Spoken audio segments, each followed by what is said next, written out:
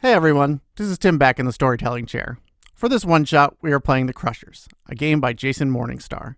In this one-shot, a team of agents handle paranormal threats from a strange dimension. The team must cross into this Dimension X to discover more about the mysterious disappearances plaguing both their organization and their small town. Now, an important part of this game is the verbiage. In this sci-fi universe, there's plenty of advanced, high-tech jargon. If you don't understand the terminology, don't worry. We might not either. Roll with us as the team struggles with interdimensional incursions, and perhaps even themselves.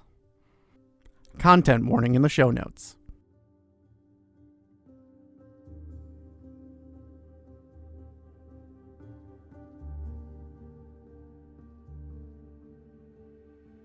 Today we are playing The Crushers by Jason Morningstar, published by Pulpit Games. And in it, you, my players here, will be playing agents of an organization, specifically the Dina Rosemary Muhammad Foundation. You will play someone who, for some reason, is working for a secret global organization dedicated to protecting our world, the Prime Dimension, ultra-terrestrial horrors from Dimension X.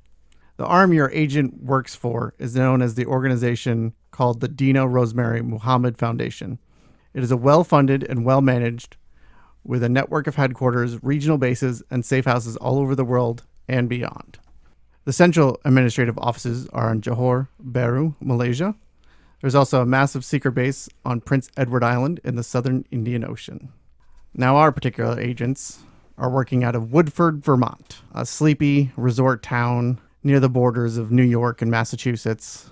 While most bases are well-funded and well-managed, in recent years, this particular set of agents in their cell essentially have been on a decline. Series of tragic events in the past have led towards a number of agents going missing or leaving or dying.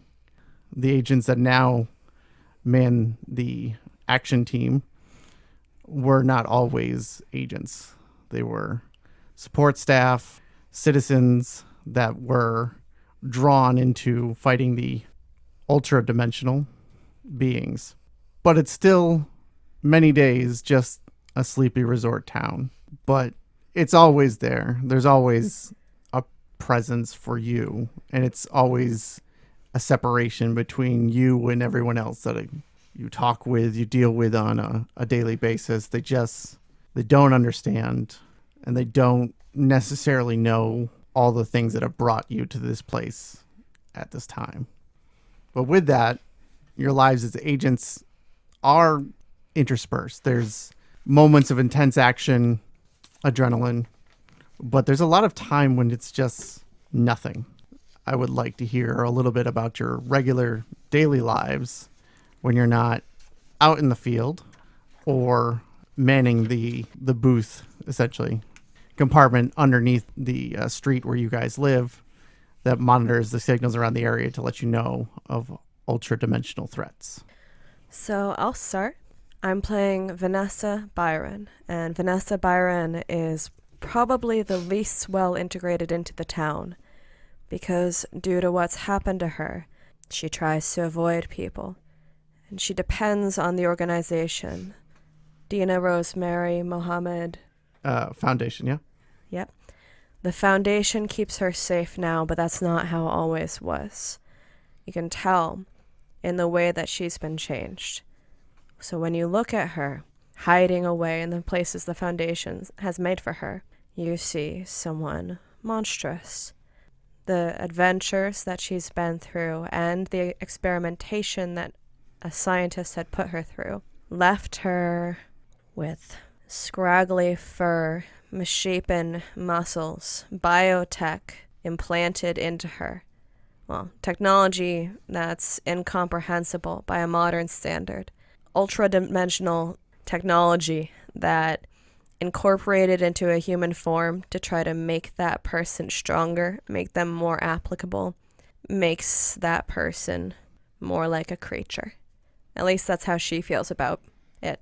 She feels monstrous.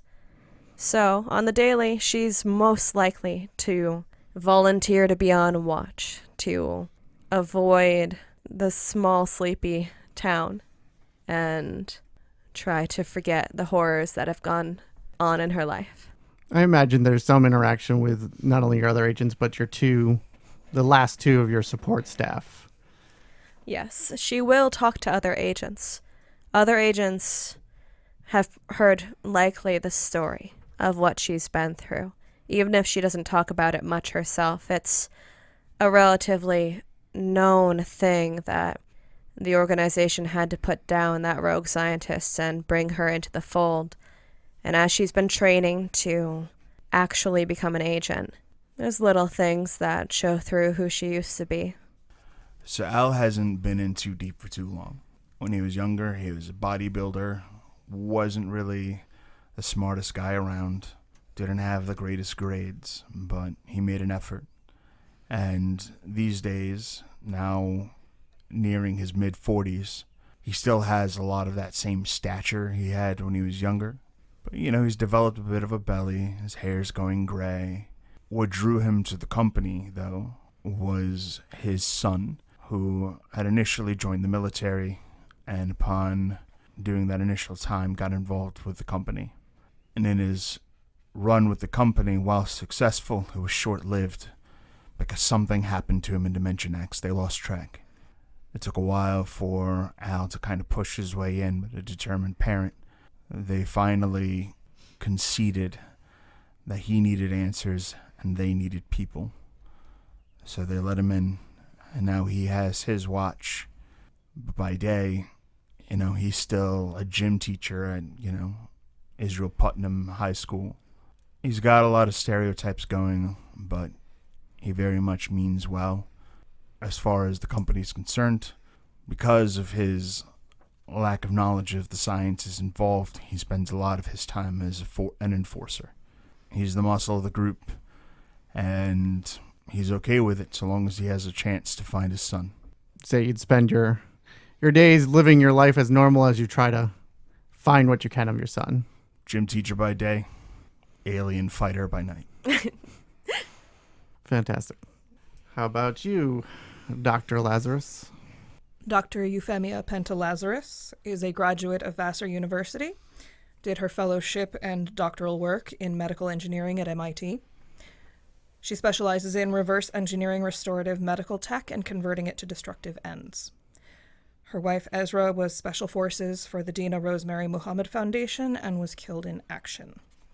Dr. Lazarus is very slight, made worse by the fact that she seems to have recently forgotten how to care for herself. She has dark hair that has been hacked unevenly, like she did it herself, in order to make room for the implants in her neck and scalp. Her dark gray eyes have an uncomfortable reflective quality as a result of the implants.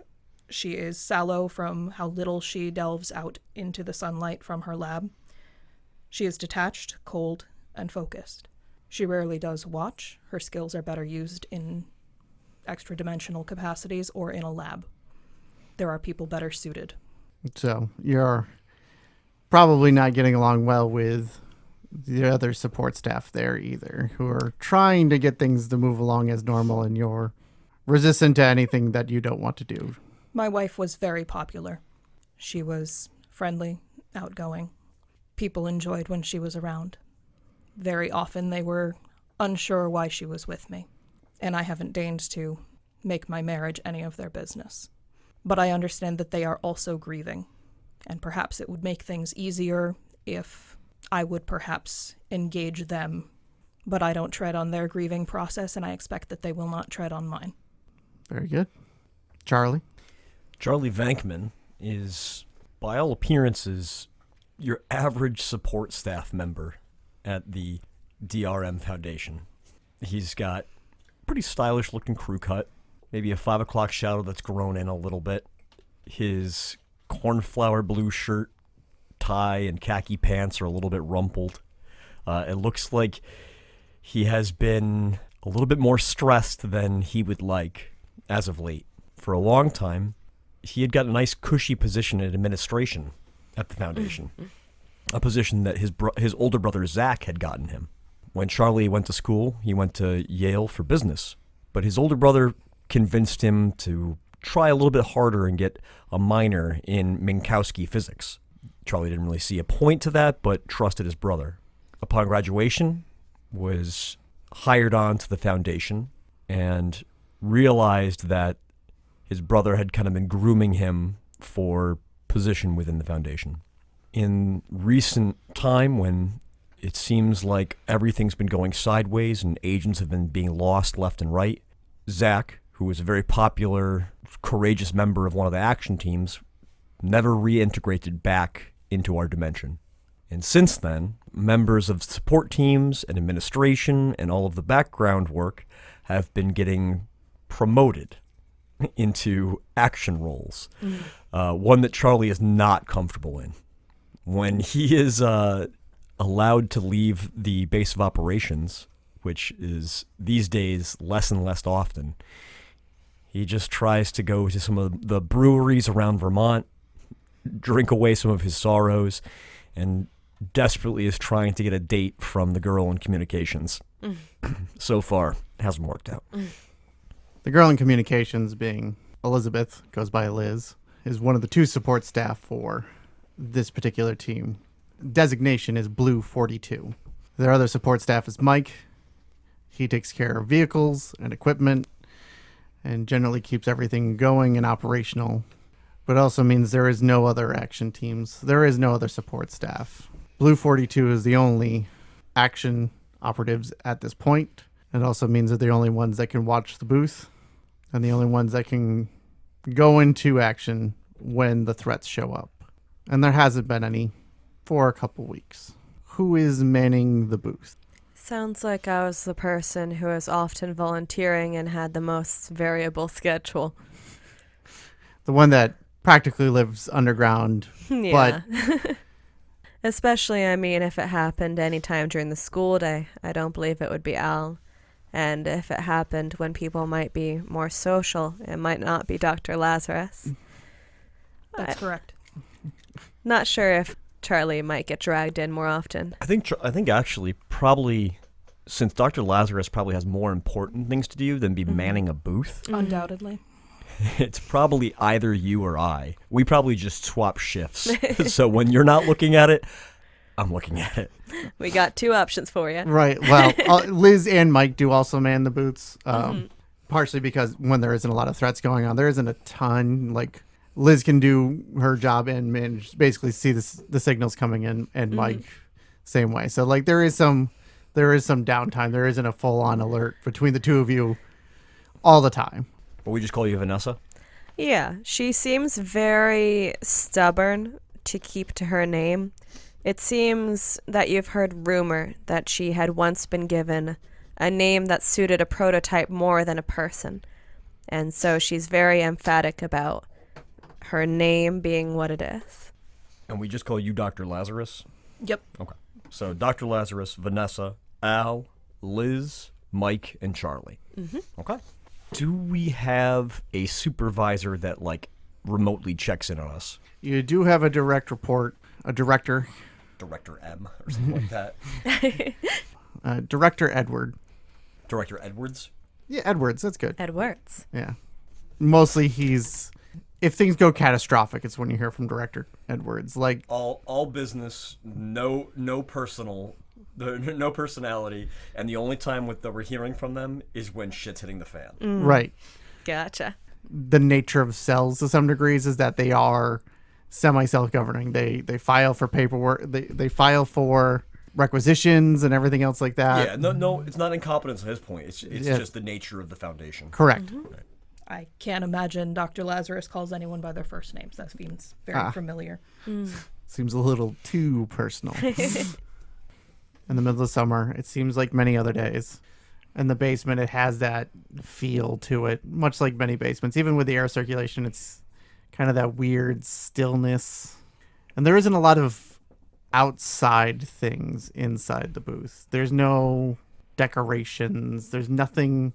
It isn't to taint the booth here. It seems to keep the booth possibly from tainting the outside world. There's a huge unspoken separation. Because the booth is where we can spectate phenomena. Correct. It's where it is monitoring the nearby areas for temporal tachyon signatures and various other phenomena as they're trying to monitor for ultradimensional incursions. Mm-hmm. And unfortunately, this day breaks the overall silence that you've been going through. But maybe it's fortunately. Some of you may wish for the break in the monotony of not being in action.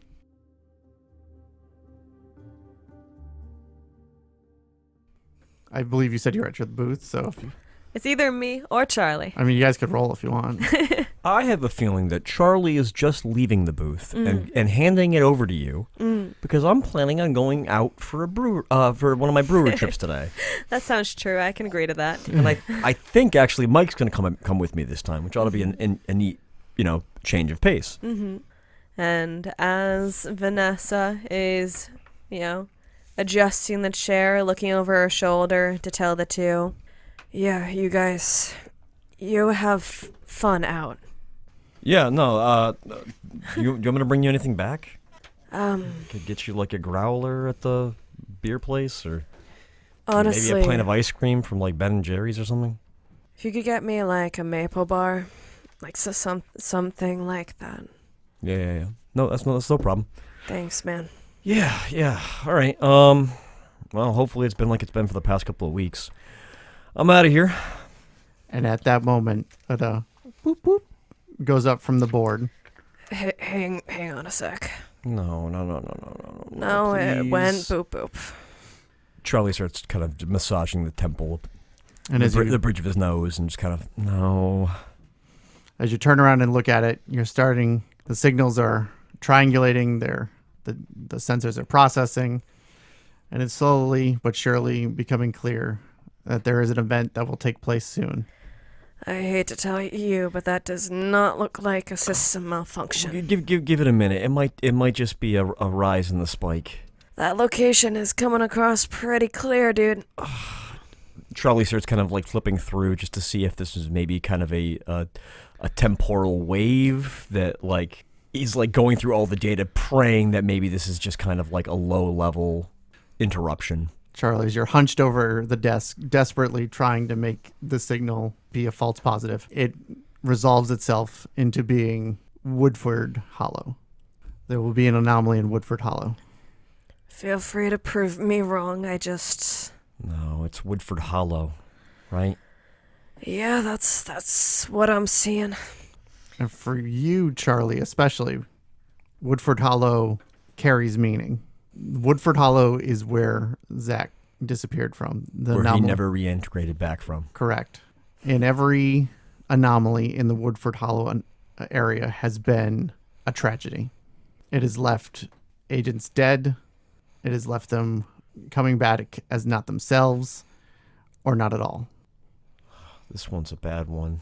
It's got a lot of sad stories attached to it, but what looks like that has more weight for you.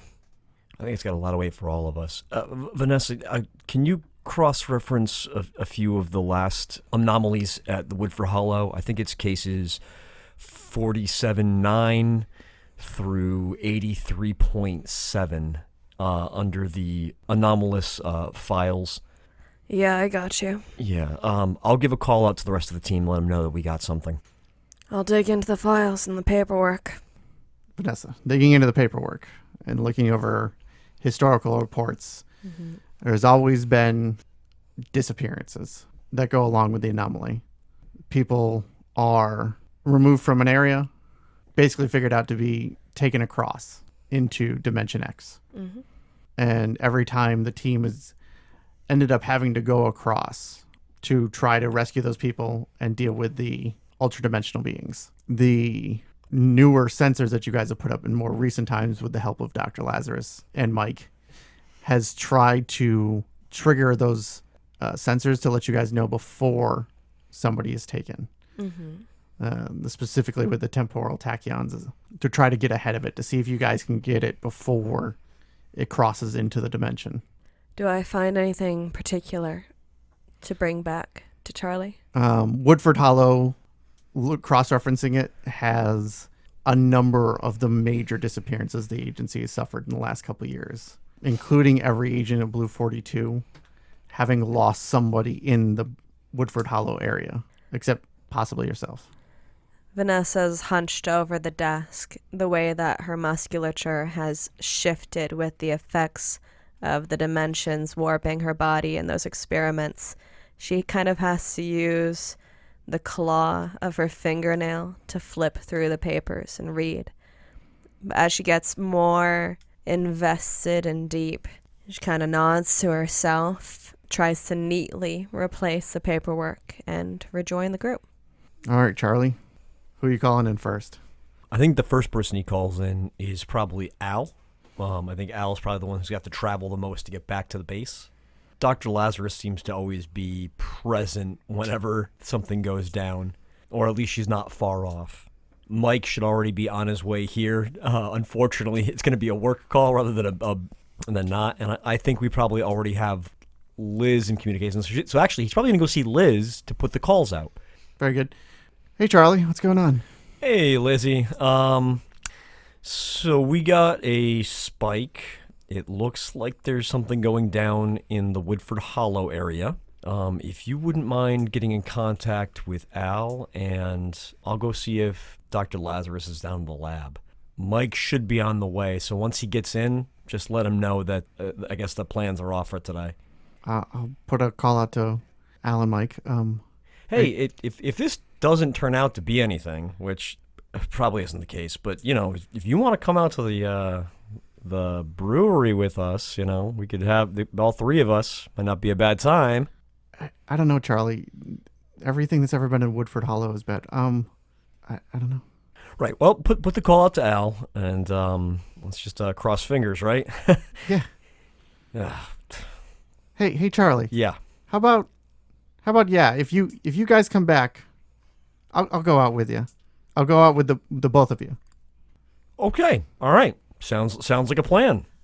Good. I hope that it means you guys you'll come back. Yeah. No, we're definitely coming back. All right. Well, I'll see you then. Charlie kind of awkwardly nods and heads out to go down to where Dr. Lazarus hangs out in the labs. And as he exits, he notices that Vanessa had stopped with some notes scrolled down, but decided not to enter the room to follow him down to the lab. Oh, hey, Vanessa, what you got noted down there? Basically, it summarizes to the Hollows being a point of convergence. A lot of the missing people, the most dangerous cases we've had, but especially missing people that have connections to people who work now in this organization. Charlie kind of flips through some of the notes and data that you've got. God damn, we've got like several UDE dispersals on this list. It's insane. And why all the Alphean wave spikes? I don't... Hopefully we don't find out too much information this time around. I don't think Blue 242 can afford to have too much more go on. Do you think we should put a call to Director Edwards? Not until we know whether we can handle this or not. Well, if we can't handle this, there's not going to be anyone to call Dr. Edwards. Yeah, but what's the chances of him actually being helpful? Charlie kind of looks off a little bit dazed and nods like, yeah, you're not wrong. We can write out a record of what we're about to do and make sure it's accessible to the Foundation so that, if you don't get to go on your excursion, there'll be a record. Look, I'm just trying to make the best of a bad situation here. He kind of looks over at you and kind of looks a little bit guilty. Vanessa shakes her head. There's like a bit of bitterness in it, like she realized by your reaction how sour and how angsty she was being, and she kind of looks down. No, you've got a life to live, so you should. You want to call it that? This used to be a good gig. Let's just go talk to the doctor, yeah? Yeah. And we make our way to Dr. Lazarus. All right. Al. You. Your cell phone both starts ringing, and it seems like it's received a text message. I fumbled with the phone, check on the text message. Text message is from Liz. It says 999, which you're aware is a code for action team. I pick up the phone. Hey, Al. You. We've got something. Yeah, I just got the message. What's going on? It's Woodford Hollow. I'm going to have to get dressed. Hold on. Okay, so when are we meeting? Get down to the HQ. Now? Now. Yeah, okay. All right, I'll be right on it. I'll see you soon. All right. See you soon, Al. Peace. Peace. Thanks. So, yeah, what are you doing at this time? I would say he was finicking with the school grading system trying to enter data and was struggling and kind of welcomes the sudden distraction. So he gets up, dusts off his bright blue jeans, sneakers, and button-down shirt and goes rushing off to the old van to make his way and prepare for war. Escape the drudgery of the grading system. Yeah. Do you think that Al would remember that Woodford Hollow and what that means about Eddie? Or do you think it doesn't quite occur to him? I don't think it clicks right away. Okay. I think right now he's just following the routine and just being a bit of a machine about his approach. Just a regular call, just another job. Yeah, and then once it all sets in, he'll have to face that. All right. So you put your stuff together and hurry on to go to the base, which is actually located below one of the buildings they've given you, unless you've decided to keep someplace else as a thing. You basically can just go through your own basement to enter into the secret organizational bunker. Yeah, I stop at the basement. I'll put on the silvery spandex and combat gear that I need. Keeping a locker nearby. Strap the OB shotgun to my back. Put on the helmet. A combination of super science and old school methodology. Right. Very good. And you start your journey to meet up with the rest of the team. Dr. Lazarus, what are you doing? Dissecting. What? Dissecting what? If you can't identify it, I'm not going to do your job for you. I'm an extra-dimensional being. I think you need to identify. She is dissecting what is thought to be the corpus callosum of the equivalent thereof of one of these extra-dimensional beings from Alpha Gamma sector. All right. From a nearby, a recent action team thing, or something that's been kicked around in formaldehyde for a while? No, this is fairly recent. This is one of the more recent incursions that actually took out one of our larger contingents of boots on the ground folks. Right. And it died, but it seems like the agents also died. Yes. And what is this dissection telling you? What it's telling me is how the hemispheres of what we assume is the brain communicate, but I'm actually of the opinion at this point that this may not actually be the main brain of this thing. This may be a secondary or tertiary brain that regulates the more optional emotional responses. While in the middle of your thought, the door opens up and Charlie and Vanessa start coming in. She does not sway. She just kind of I'd like to think that the door is on the other side of a plexiglass view window. Sure.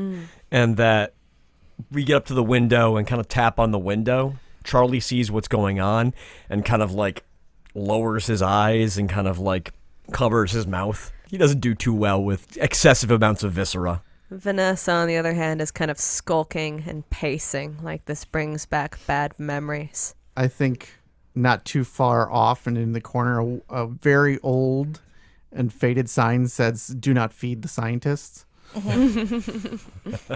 Yep. What do you need, Mr. Venkmen, Miss Byron? Would it be helpful if I covered the specimen? Charlie hits a little intercom button. Please, if you don't mind.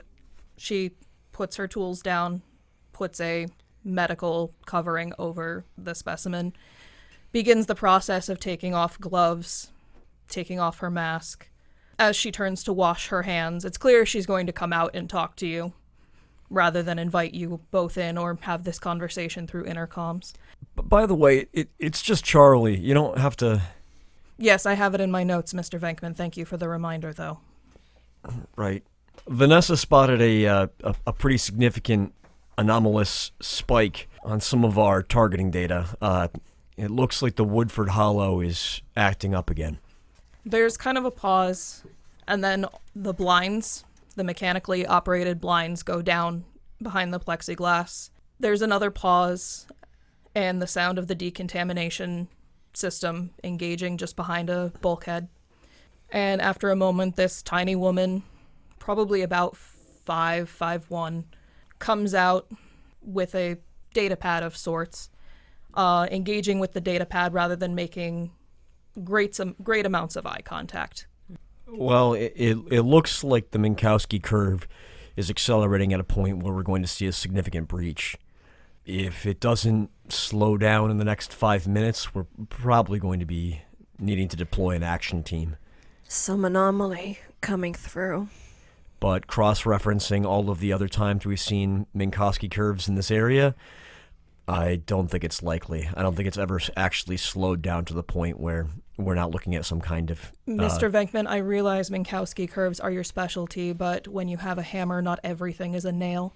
So are you certain this is Minkowski, or could this be alpha wave spikes? Could this be non-orthogonal quantum depletion? What is it we're actually looking at here, and why do you need to interrupt my work here? He looks a little bit like he got whacked upside the side of the head. Actually, Vanessa, kind of steps forward, looking at the doctor at that and says, all of us are needed for anything. We're what's left. And what will my needless death prove for the organization if I go in unprepared because someone didn't give me the correct amount of information that I need? Well, based on what we're looking at, this is more than likely a pseudopositional breach. We'll have more information in the next 15 minutes. Al's on the way. But if it is the case, it is probably going to be an action team deployment. I'll make sure we get all of the information so that you're a little bit more prepared, Doctor. Very good. Is this going to be a combat excursion, or is this going to be an information extraction and... Vanessa, you know better. You looked at all the cross-references for Woodford Hollow. When he says Woodford Hollow, she stiffens a little bit, but otherwise... You're familiar with Woodford Hollow. You partially set up a better early detection system specifically for the Woodford Hollow area. I saw your name in the paperwork. You know well that some of our worst disappearances have happened there. We should be prepared for combat. And if you want more help, like I said earlier, you can try and ring the director up, but I don't. Maybe you could be successful there. I'm not sure more cooks in the kitchen is what I need. Shall we be on our way? Once we got Al. Very well. And she sort of goes to a locker that's nearby, and it seems like where she keeps her Go mission stuff. She grabs a fairly advanced first aid kit, both mundane and extra-dimensional. She does a little sort of tickle on the back of her head to engage all of the implants that she seems to have had. They are in varying degrees of healing. Most of them seem pretty good, but some of them seem like maybe she did this in the last day or two. Is she fully kitted out with cybernetics, or? Probably most of the left side of her head and the back of her neck are twinkling, kind of diminishes how harsh they look, but There's a sheen. Yep, there's lights that are processing. There are clearly some input jacks. Yep. And she doesn't seem like it bothers her very much. She doesn't seem to be in pain. Her hair is hacked in places because she has almost certainly done this herself. What do you look like when you're suiting up for war? She puts on sort of a science jacket. It denotes her as a medic on the field. There's been a mixed bag of success with letting the other side know who the medics are. Oftentimes they're targeted almost immediately. Other times they're the last ones to be hit. It's so hard to predict with anything interdimensional. So little we know about this realm and what kind of creature or person we might be facing. Yep. Well, and morality is not a clause exclusive to humanity. But what she does know is that if she does not do things on her part to let the people on her team know what her role in this is at a glance, she may be expected to do things that are not in her wheelhouse. As it starts being time to suit up, Vanessa goes and finds a pair of Higgs negative combative gloves, affectionately nicknamed Nux. They've been adapted to fit over her. Her physique is honestly very reminiscent of like a wolf man or that kind of thing, where the way that she's been warped and the way that she's been built, these gloves kind of fit over these wolfish claws. And due to how she's changed, she can't quite fit armor. So some of the other preparations she makes are things like grabbing a serving of what is known at this compound as monster sauce, a liquid that she'll make sure to ingest when you're on the other side that will further amplify everything that's going on with her. I think everyone is gathering their machines. It fits around your neck, right? I mean, you guys can have it wherever you want. I've also thought about them as like large wrist type devices, like Pip-Boy flavors. yeah, it could be a Pit Boy type deal. It could be, something that's, worn around your neck and projects like a HUD type device. Do you mind describing more about what they look like, especially if they have the common cell feature? Common cell features, I believe, are attached to your like neck and head. Mm-hmm. Like a neck brace. Yeah. Kind of like a rundown of what the machines are and what the common cell features are. It's a machine that kind of like wraps around with a number of like spidery appendages that lock together around your neck. Yes. Are we able to make up weapon names? Yes. Good. But it kind of goes up and over like the base of your skull and partially there, and it seems to briefly stab into the back of your neck as it interfaces with you on a very personal level.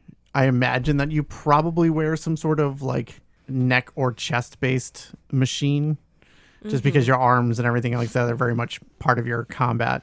So you probably have something on your chest that can like project in front of you or and stuff like that when you need to. Yeah, that sounds right. I imagine it's mostly like a rectangle that's kind of has a number of straps to hold on to you and keep it secure. Where Dr. Lazarus is smaller and it sounds to me like she's very sort of apart from the way that she's not taking care of herself, precise in her instruments. So she might like have those hacked up bits of hair, but you're orderly in my imagination. She is mechanically correct.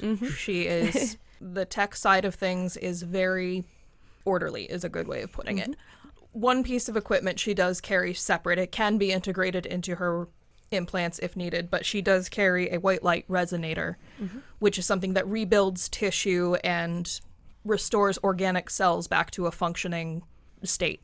So that way if a team member is harmed or exposed to something, she gives basically the immune system a boost.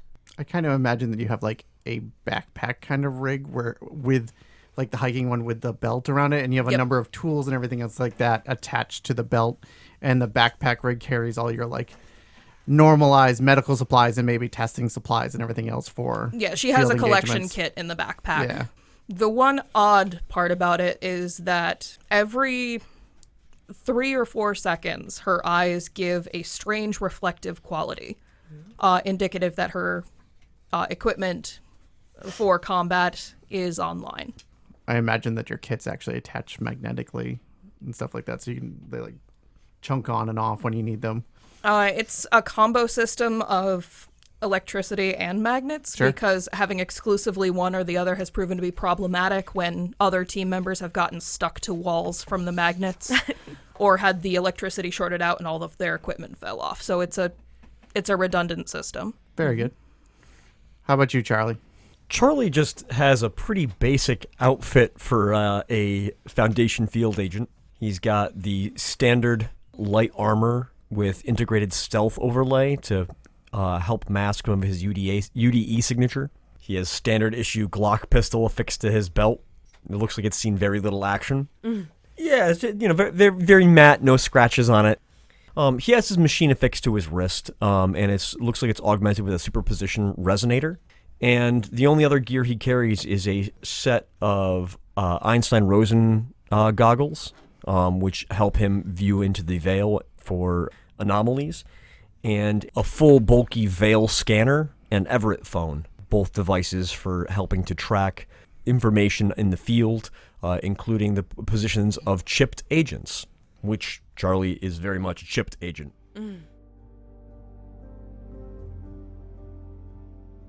He kind of looks at the scanner a little bit quizzically.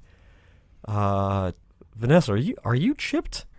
Her shoulders go up like a defensive dog's might, and she lifts up her arm. Oh no, never mind. It looks like Dr. Lazarus, this scanner must be broken. Neither of you guys are showing up here. Oh, I'm not chipped. Wait, you're not chipped. I ripped my chip out a long time ago. Neither and of you can were chipped? Why would I give the enemy access to my knowledge of where my person is? The enemy don't have scanners. Yes, they do.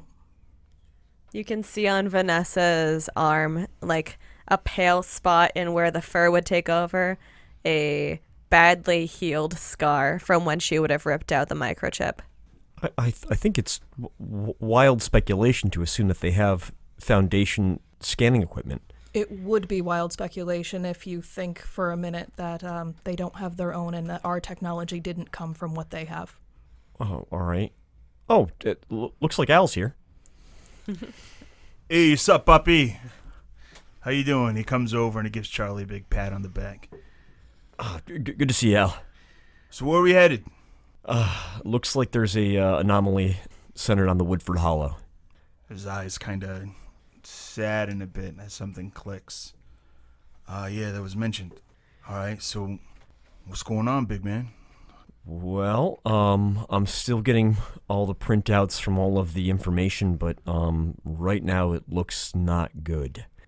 A lot of deaths and disappearances in the area, especially around, seemingly in connection with people here, with agents that have disappeared, with even agents that are still around. UDE Yeah. dispersals?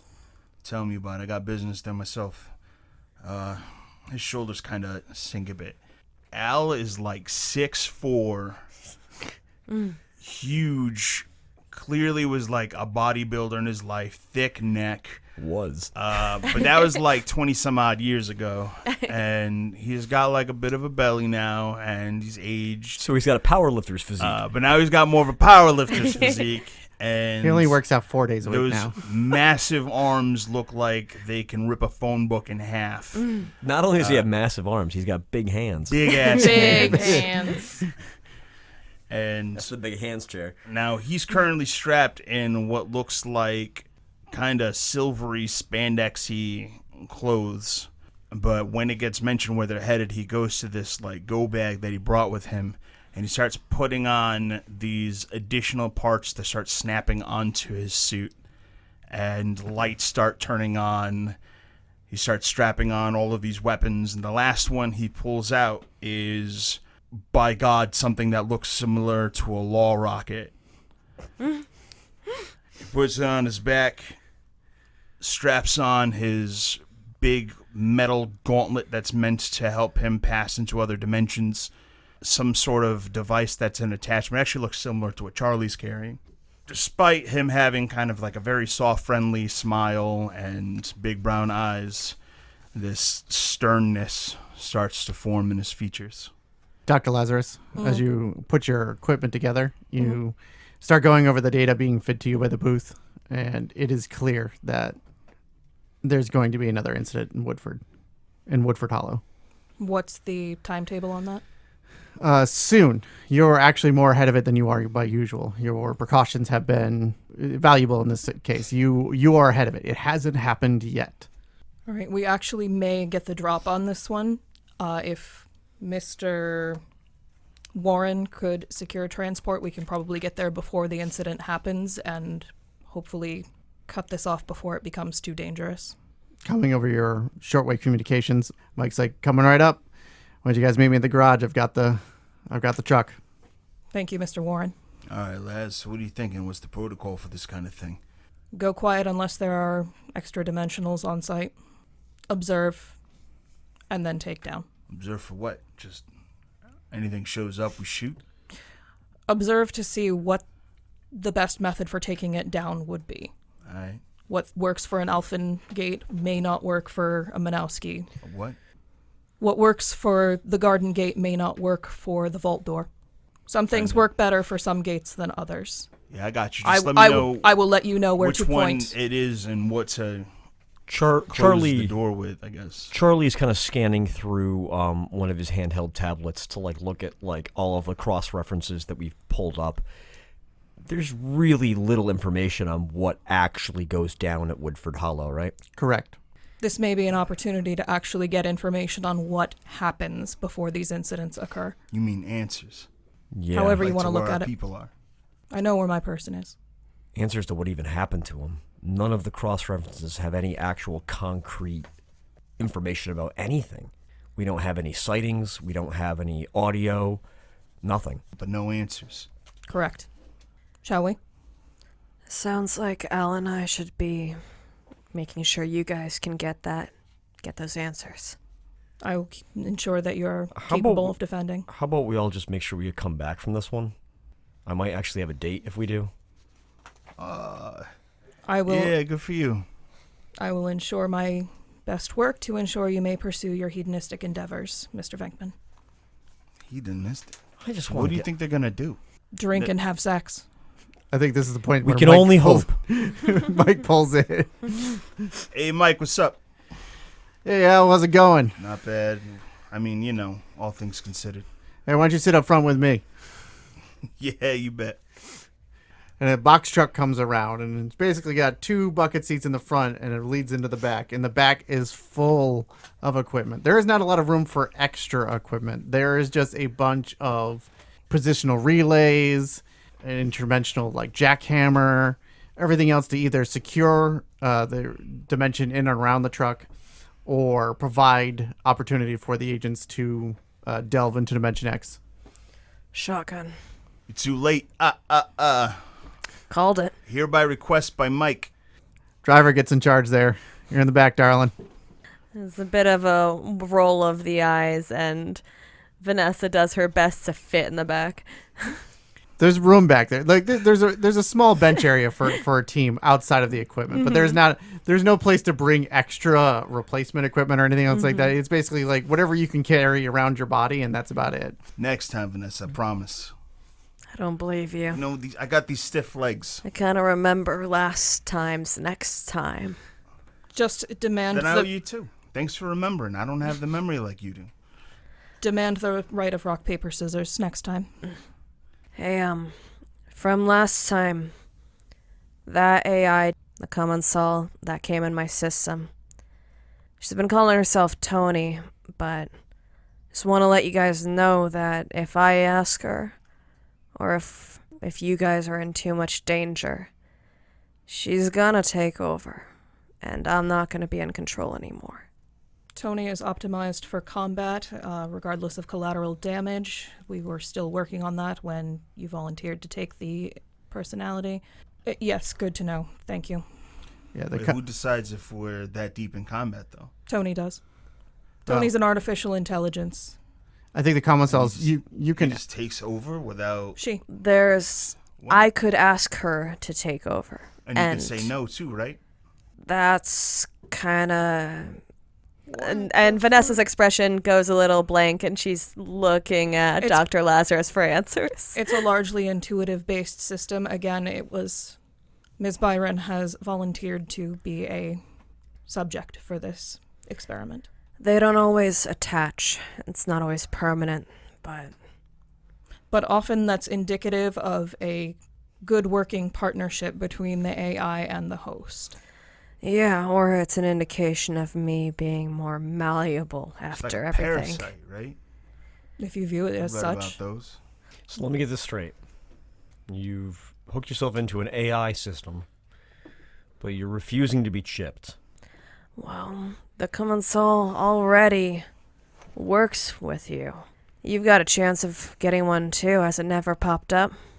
No, I don't think they've offered it to me. So Does no my one. boy have something like this? That was not mentioned in my files. But he may not have been part of the experiment while I was overseeing it. Oh, looks perturbed at the idea. I can, if you'd like, I can dig into this. Yeah, I'd like that. Thank you. So just to be clear, the common sol currently you can take it on and off. At the end there's always a chance that at some point or another it becomes permanent and takes over your body. To be clear, Tony's presence within you will leave a resonance, but you are capable of expelling her when you remove the equipment. So she's a setting right now. She's not fused in. She's a guest. All right, so ups and downs. I'm thinking she's more useful right now. Given the strong nature of the bond you have with her, she will likely comply with what you desire, not what you say, what you desire. And you need to be monitoring and mindful of your own instincts. I just read what Tony does. I'm sorry. That's why you're getting the warning. Yeah, that's fantastic. Did you read what it does? No. She's a werewolf. When triggered, double all damage agent can do with damage and without do damage without weapons, ignore trauma and blood loss, and cannot die. After 10 minutes, lose 10 resilience, and now the agent can die. If Tony has been given control, what we should do is give you space, or attempt to send you back through to the restricted area. Yeah, that matches with my experience. That will be safer for you as well. Anybody else got tricks up their sleeve? This conversation is happening as Mike drives you away. Yep. There may be an anomalous chip reading on your scanners, Mr. Venkmen. You should ignore them. They are not relevant. Anomalous how? They belong to a dead person, not someone actually on the team. So when he's looking at his scanners, what does he see? Codename Agent. She gives a, long, suffering sigh. Agent 69420, deceased, at my location. It does not trigger all the time. Okay.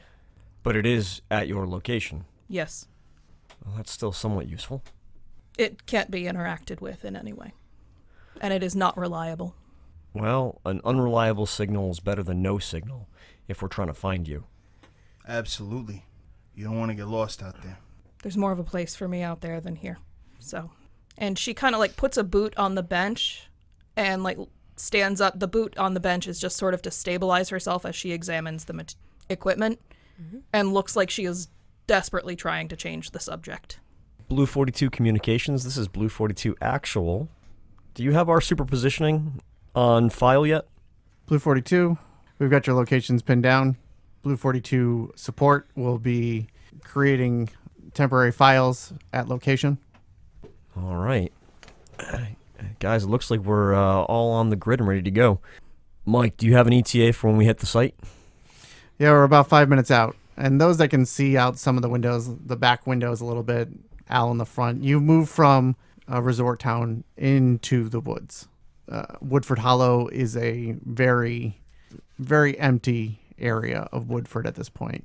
It contains some larger houses and things that would be of value to people buying property, but it stays empty. There seems to be just a general feeling for those going there. Many of these houses have been for sale. There are people that are still living in Woodford Hollow, but there's not a lot.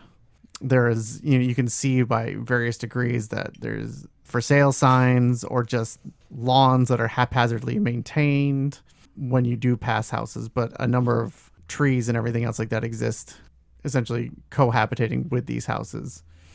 And they're not necessarily terribly near each other. You're kind of in a back road situation. Mr. Venkmen, I know you're missing your drinking party, but I don't think now is the time. I don't think one beer's going to hurt anybody. I suppose we'll wait and see. Well, if Director Edwards really disapproves, he can let us know. As you have your beer out, Vanessa takes out a vial. And it's got this strange liquid, but you all know what it is. It's what's known as monster sauce. And it has this awful green tinge to it. And she's not taking it just yet. She'll take it once we're on site and ready to make the transition through the veil and into the next dimension. But she is getting ready for that awful taste. And really, do you think it's going to be any worse than that stuff? Yeah, Laz, that's the ooze stuff, right? Yes. I believe the code name given by my predecessor was TMNT2. You killed Garrett.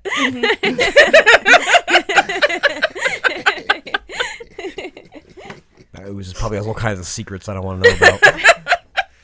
It has proven exceptionally useful, except if you are crushed by a peer. And on that note, you pull up in front of a fairly large house and substantial lawn as you pull into the driveway. Probably safer to have a beer. All right. I think we're here. Charlie passes a beer over to Ramirez. Martinez. I'm sorry. Martinez. I want to keep on saying Ramirez. It's going to fuck me up so bad. It's because you're looking at Lex and you know. Martinez accepts. Thank you, Charlie. Ever the team player. It's good stuff. All right, Dr. Laz, help me sync up all the machines. Do we have word from communications on whether the residence is currently occupied and by who? Communications here. We've got the code for the lock. We are paying them for ghost hunting. Through Black Cat. Through our Black Cat fund, correct. Yes. I'm And sure. the residents are out of the area, correct? Correct. This is a deal we made to the real estate agent. The residents are good with it. They're not here, and nobody is currently renting. Very good. We can go loud if need be. All right. I'm going to start the alpha and heutoscopy. Let me know when the connection is made on your side. All right. Superpositioning of the non-orthogonal quantum dimension. All right. We're going on this side. All right. And the last part, we're green on your side, correct? We're green. UDE, agent immersion. Let me take a look at the surface levels real quick. Please do, Mr. Venkman. Charlie Yeah, puts please his goggles down and starts kind of looking over across to make sure that there's nothing on the surface level waiting for us. You're not seeing anything directly in and around the house. The walls of the house seem to be blocking signals, but that's pretty normal. Mainly looking at, a slightly overgrown lawn in a house that's well maintained with a garage in the back that you guys are halfway to. There's a iron fence around the front that's mostly decorative. It looks like a normal, large house out in the country. Call it. We heading in the front door? Communications, what's the ideal entry point? Lock and code are on the front door. All right. Surface depth is clear. All right, Mr. Martinez, Ms. Byron, if you care to, the code for the front door is 389427. I got it. All right. I saunter up. What's the code again? 389427. 38942 and 7. We're good. I punch it in.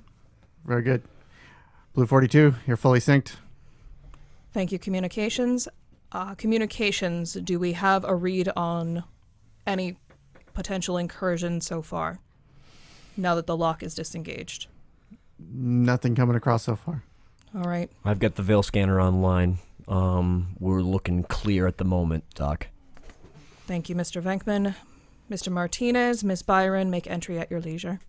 As you cross across the yard, you find yourself moving from a sunlit driveway into a shaded yard, and the whole house seems to be covered in the shade of the trees. It's dark. There doesn't seem to be any lights on. All right. If you require visual stabilization, now would be the time to utilize it. Turn on your flashlights if you need to. Oh, turn on my flashlight. Another click of a flashlight. All right. You find yourselves at the front door. The lock has now been disengaged, and I open it and go. breaching the entryway, you see yourself in front of a staircase moving upstairs. Rooms to your left and right. It seems like a kitchen straight past the stairways in the back. First room clear. Vanessa's watching Alice back as they make their way through. Once the team has the first entry clear, Charlie will hustle up behind them, and once he gets into the house, he'll kind of reopen his scanner and start taking a look at some of the data coming in from the interior of the house. Vanessa shifts her position to look out for Charlie. Dr. Lazarus follows up, takes the back of the group, partly because she is very small and can't keep up with their steps quite as easily, partly because being in the back means she can keep an eye on their tail. As you're scanning with the goggles, you start noticing there are spikes coming. It's happening soon. I'm seeing some spikes. It looks like we have guys. It's getting pretty aggressive here. Communications, what would be the ideal point to hit to slow the incursion? Unclear. We can't get readings. Mr. Venkmen, can you point out an area that looks less structurally viable than others? Structurally viable? You mean like for just stepping over Dimension X, or? If we were to slow this down. To be perfectly honest, based on this data, I'm not sure which direction it's coming at us from. What if we check the basement and just work our way up? Oh, God, I didn't want you to say that. I think we should clear this floor first so nothing comes down to trap us in the basement. Yeah, of course, of course.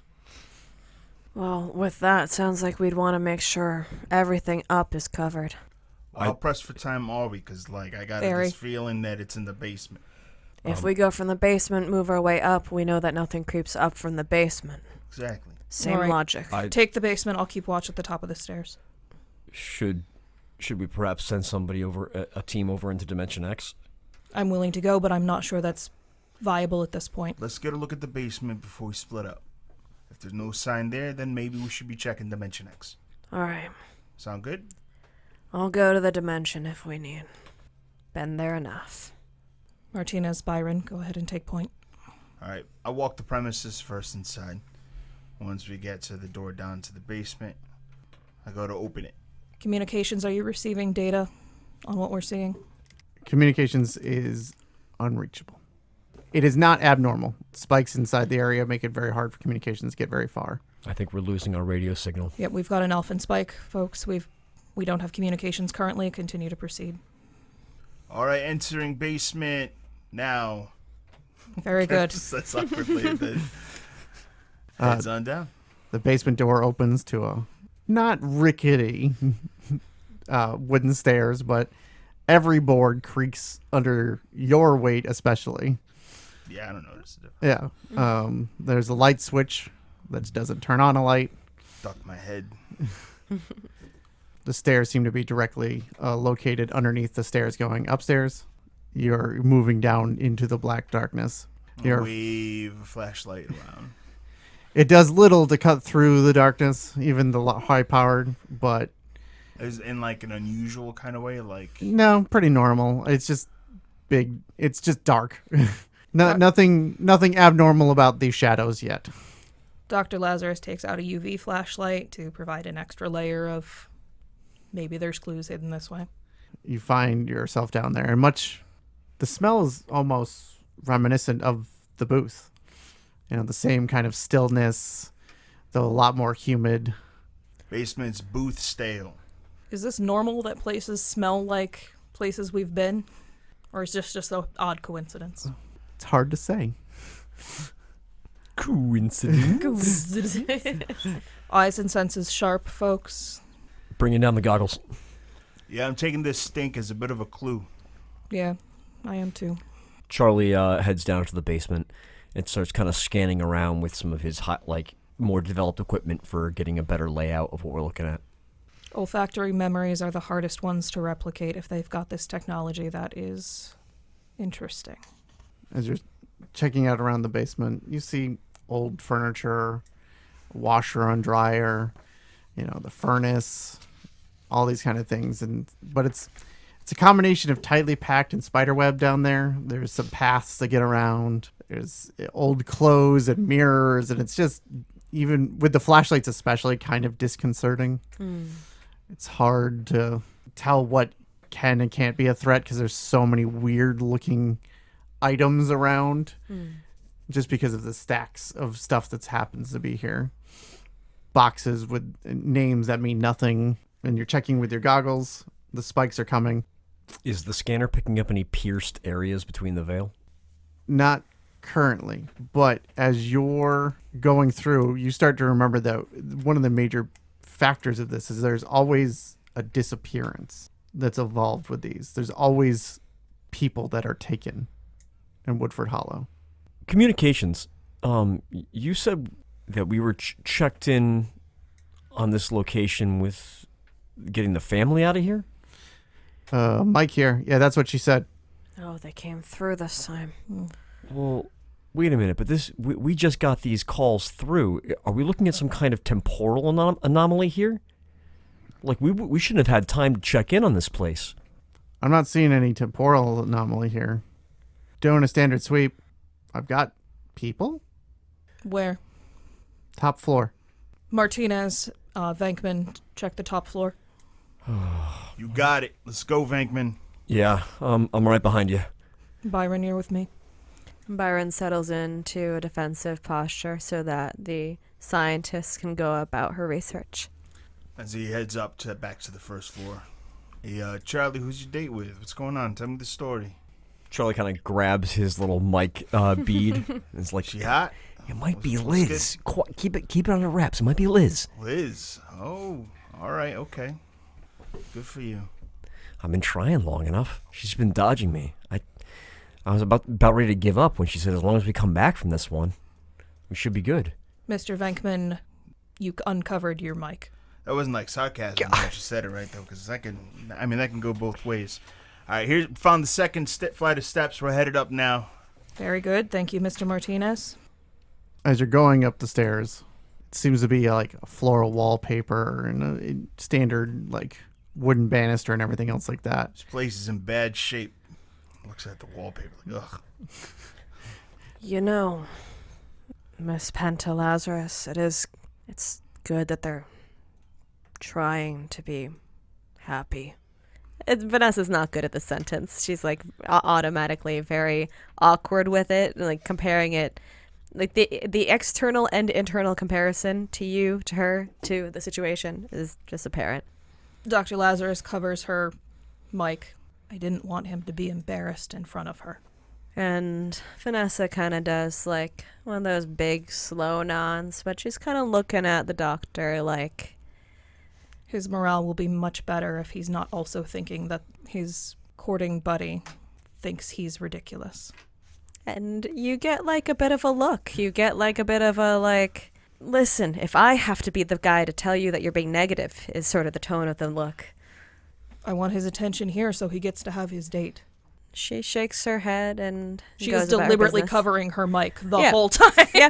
No, but that's why Vanessa's giving you like silent cues and kind of moving with you. Vanessa seems to think that you're going to move a bit closer to the other party as they progress up the stairs. I think we should keep watch down here. All right. So you clear the first story landing. What Mike really meant was this floor, not the attic. So they're somewhere on this floor. Two things happen. All the spikes converge. The dimensional X beings are crossing over. And that's at the time that you hear noise down the hall. We've got a breach. Charlie, get your pistol out. Support, we are moving to engage. We have a breach. Isolating. She gives Vanessa a nod that she's to take point. And she does so. All right, Al. You're looking down a hallway. You hear there's a breach. Charlie, look alive. Charlie kind of like drops the scanner and pulls his pistol, but still has his big bulky goggles down around his head. Stay behind cover. And I start walking down the hall. Flashlight now. In this dimension, my means of dealing damage is the super thin power armor I have. But it's as good as a gun. I just kind of make my way down, ready to clock anything that jumps out at me. All right, as you're slowly moving down the hall, you get a sense of the sound of ripping. The sun's ripping. It's very odd. Ripping what? Fabric or flesh. A combination of Metal. a lot of things, but most similar to like if you could tear plastic and like strong plastic, like the crunching, crackling kind of tear. That's what you're kind of hearing. And let me rephrase. You're not hearing it. You're sensing you're hearing it. Okay. It is Like it's being uploaded into your brain, but it's not an external Right. sound. right. And at the same time, you start hearing screaming. I will go through whatever door is between me and the screaming. Okay. As you rush down the hall, you kick open the door, and you kind of see a tear into Dimension X there. And What you can see as you burst through the door is 2 pairs of legs sticking out of the leftover part of this dimension, and a number of ghost entities kind of crawled out of the dimension itself.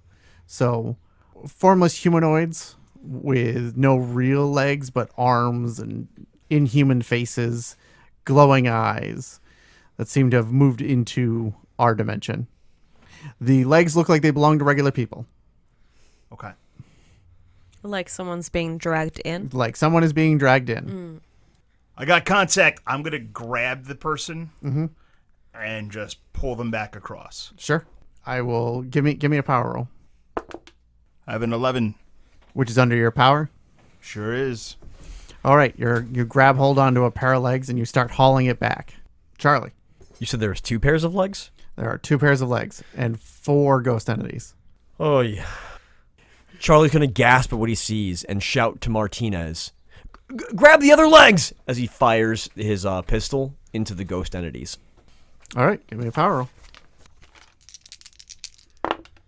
12, which is my special effect, which is I immobilize the target, I think, as we struggle physically. Is that under your power? It is equal to my power, and I'm actually -1 on my roll, so it would actually be 11. My value is 11, which is under my power, which is 12. But the number on the die is 12, which is a physical moment. The basic general rule here is everyone here is rolling 3d6.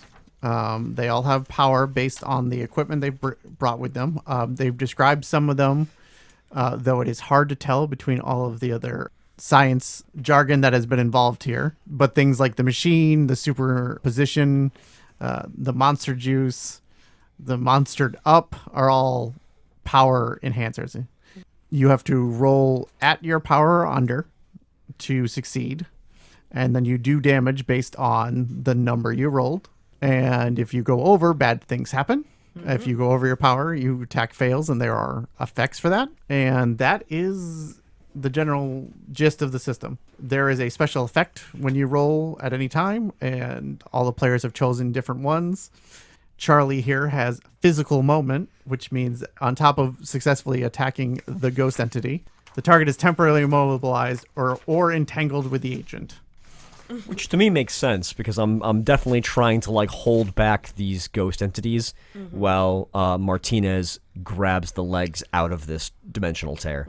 Charlie comes in, shooting his pistol and trying to physically hold back the ghost entities that are within our dimension, seemingly tangible, and is entangled at least one of them and being somewhat of a nuisance to others.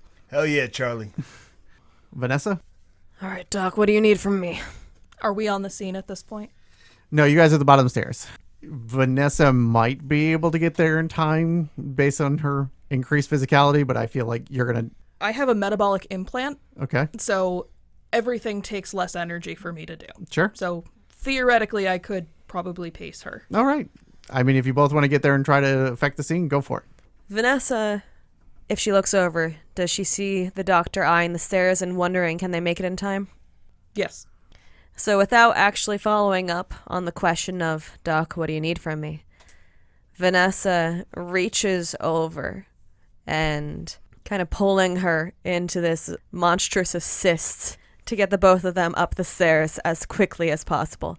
With the other hand, I'm not certain, what's your call? Does the monster juice have to be drank before you would enter another dimension? Or is it good for a scene? How's your feeling on that? I'm unconcerned if you drink it before you go into the dimension or after you go into the dimension. It effects will be the same. Then for flavor, even though I'm pretty sure this tastes nasty, with the other hand, Vanessa starts the chug. Dr. Lazarus seems oddly familiar with being picked up by a larger person and carried. But she kind of says, to answer your question, this, and allows herself to be brought up the stairs. Sure. There's a couple swallows and the grimace at the taste of the monster sauce, and then good. All right. You guys can see down the hall. Currently, you can see Al as he's struggling with something. You see a tear into Dimension X, which is hard to describe, but kind of like black shear in reality. It's painful to look at.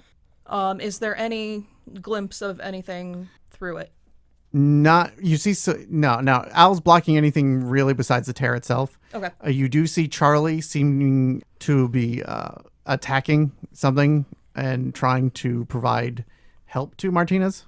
As they're coming up, Dr. Lazarus tells Vanessa, assist Mr. Martinez. I will assist Mr. Venkmen. Got it. All right. I think it is the ghost entity's turn. 2 are attacking Charlie. 1 is going for Al. The other one is entangled. Of that, 1 of the ghosts hits you. You take 3 resilience damage as it passes its claws through your armor and into you. Oh, does my armor doesn't reduce that? Oh, it does. Okay. As it passes through your armor, it seems to dissipate some of the force and negative energy associated with it. Al, do something! Al, you get hit twice. This 1 ghost seems to be really mad at you for trying to stop whatever's happening. Take 5. I reduce 2 damage from each attack. All right. So take 1 in total. Okay. And the portal is going to try to pull in the one you're holding onto. The other one is getting pulled in. You'll use your power. I'll roll to see what I get. I got an 8 under 14. I got a 9. So who rolled? But you have swole, Better. right? What was that? I do specifically Yeah. have swole. So you hold on to your one person, but the other person does get sucked in before you have a chance to really grab onto them. Just to clarify, swole is like an equipment merit. How do you call that? How do I call it swole? No, I mean like It's a state of life. I just to explain the system. You have swole. Yeah. One of the pieces of equipment is He's titled big, and swole. he takes up more space as long as he keeps hitting the gym. From fitness guru Dan Swanson. And lifestyle coach. So you manage to pull the other person back partially, and you can see that they've got like I've got you. it seems to be a guy. You're pulling him back, and he seems to be like half clothed. It looks like the shoes are put on recently, but other than that, he seems to be mostly in his underclothing at this point as you're trying to pull him back in. I'm going to try to yank him out and then shove him out into the hallway. All right. Give me a power roll. I rolled a 12, which is under 14. Very good. You managed to yank him bodily out. He is both scared and catatonic. He is semi-flailing, but has no idea what's happening. Run like hell, I say, and I just shove him out into the hall. If I can, I'll actually even shut the door behind him. Do we see this? Yes, you do see a younger-looking man being pushed into the hallway by Al as he pulls him out of the tear and shoves him into the hallway. Outside, we've got 1 survivor, hopefully coming your way. Ready to receive. Let's go with Charlie next. So there's another person who was pulled into the portal? Correct. Is there any way that I can, like, reach in, or would I have to cross over to, like, help get that person out? You would be forced to cross into Dimension X. And without a machine, is there any way for them to get out? Maybe. There's no easy way to do it. You may be able to chip them on site and utilize your own tech to bring them back. It is not a guarantee. It's pretty messy. They don't have the biometrics and the data synced in the same way, that it's just at best a 50-50 chance. But it's better than none. All right, guys, I'm crossing over. Hold, Venkman. I'm going to cross over into Dimension X. All right. Are you crossing through the portal? I can just cross with my machine, can't I? Correct. Either way works. I just wanted to check which way you want to do it. Gotcha. It's probably better if you do it with your machine, yes. Yeah, I'll do it with my machine. All right. You start typing into your hand console, and you start to phase out of your prime dimension into Dimension X. Oh, damn it. You hear from Mike across, we got 1 to go, as Charlie starts going across dimension. Charlie. Come with us to Candy Mountain, Charlie. Vanessa, How many enemies do we got looking at us right now? You've got 4 ghost entities. In this dimension, our dimension, the knucks that Vanessa's wearing aren't particularly effective. However, despite those unconventional weapons, the way that she's warped into her monstrous enhancement, she's capable of doing some damage without any assistance. So in the same way that someone might ready up a shotgun, she pulls back her fist. She's gonna try and punch and claw one of these guys away from Al. Do some ghost punching. Do some ghost punching. Got it. Give me a power roll. 10. Is it under your power? I assume it is. 10 is under 15, yes. Under 15. Dr. Lazarus.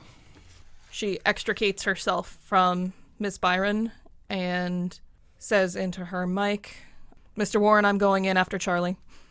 Roger. And she begins the process of crossing over. All right. So basically, almost next to where Charlie is phasing out, Dr. Lazarus starts inputting on her keyboard and phasing out also. Do I need to roll for that? No. You can cross over with no problem. It's getting back is the issue. Gotcha. All right. Some ghosts. 2 are coming at both of you. Vanessa does actually make sure to set down Dr. Lazarus carefully. It's not just an immediate rev of the fists. It's I should have probably mentioned that, but she does make sure that like the kind of delicate scientist has her feet. Sweet. Vanessa, you take 4 resilience and damage. I have 3 armor from my monstrous enhancement, So take one. Al, 2 attacks hit you. For a total of 11, you minus what?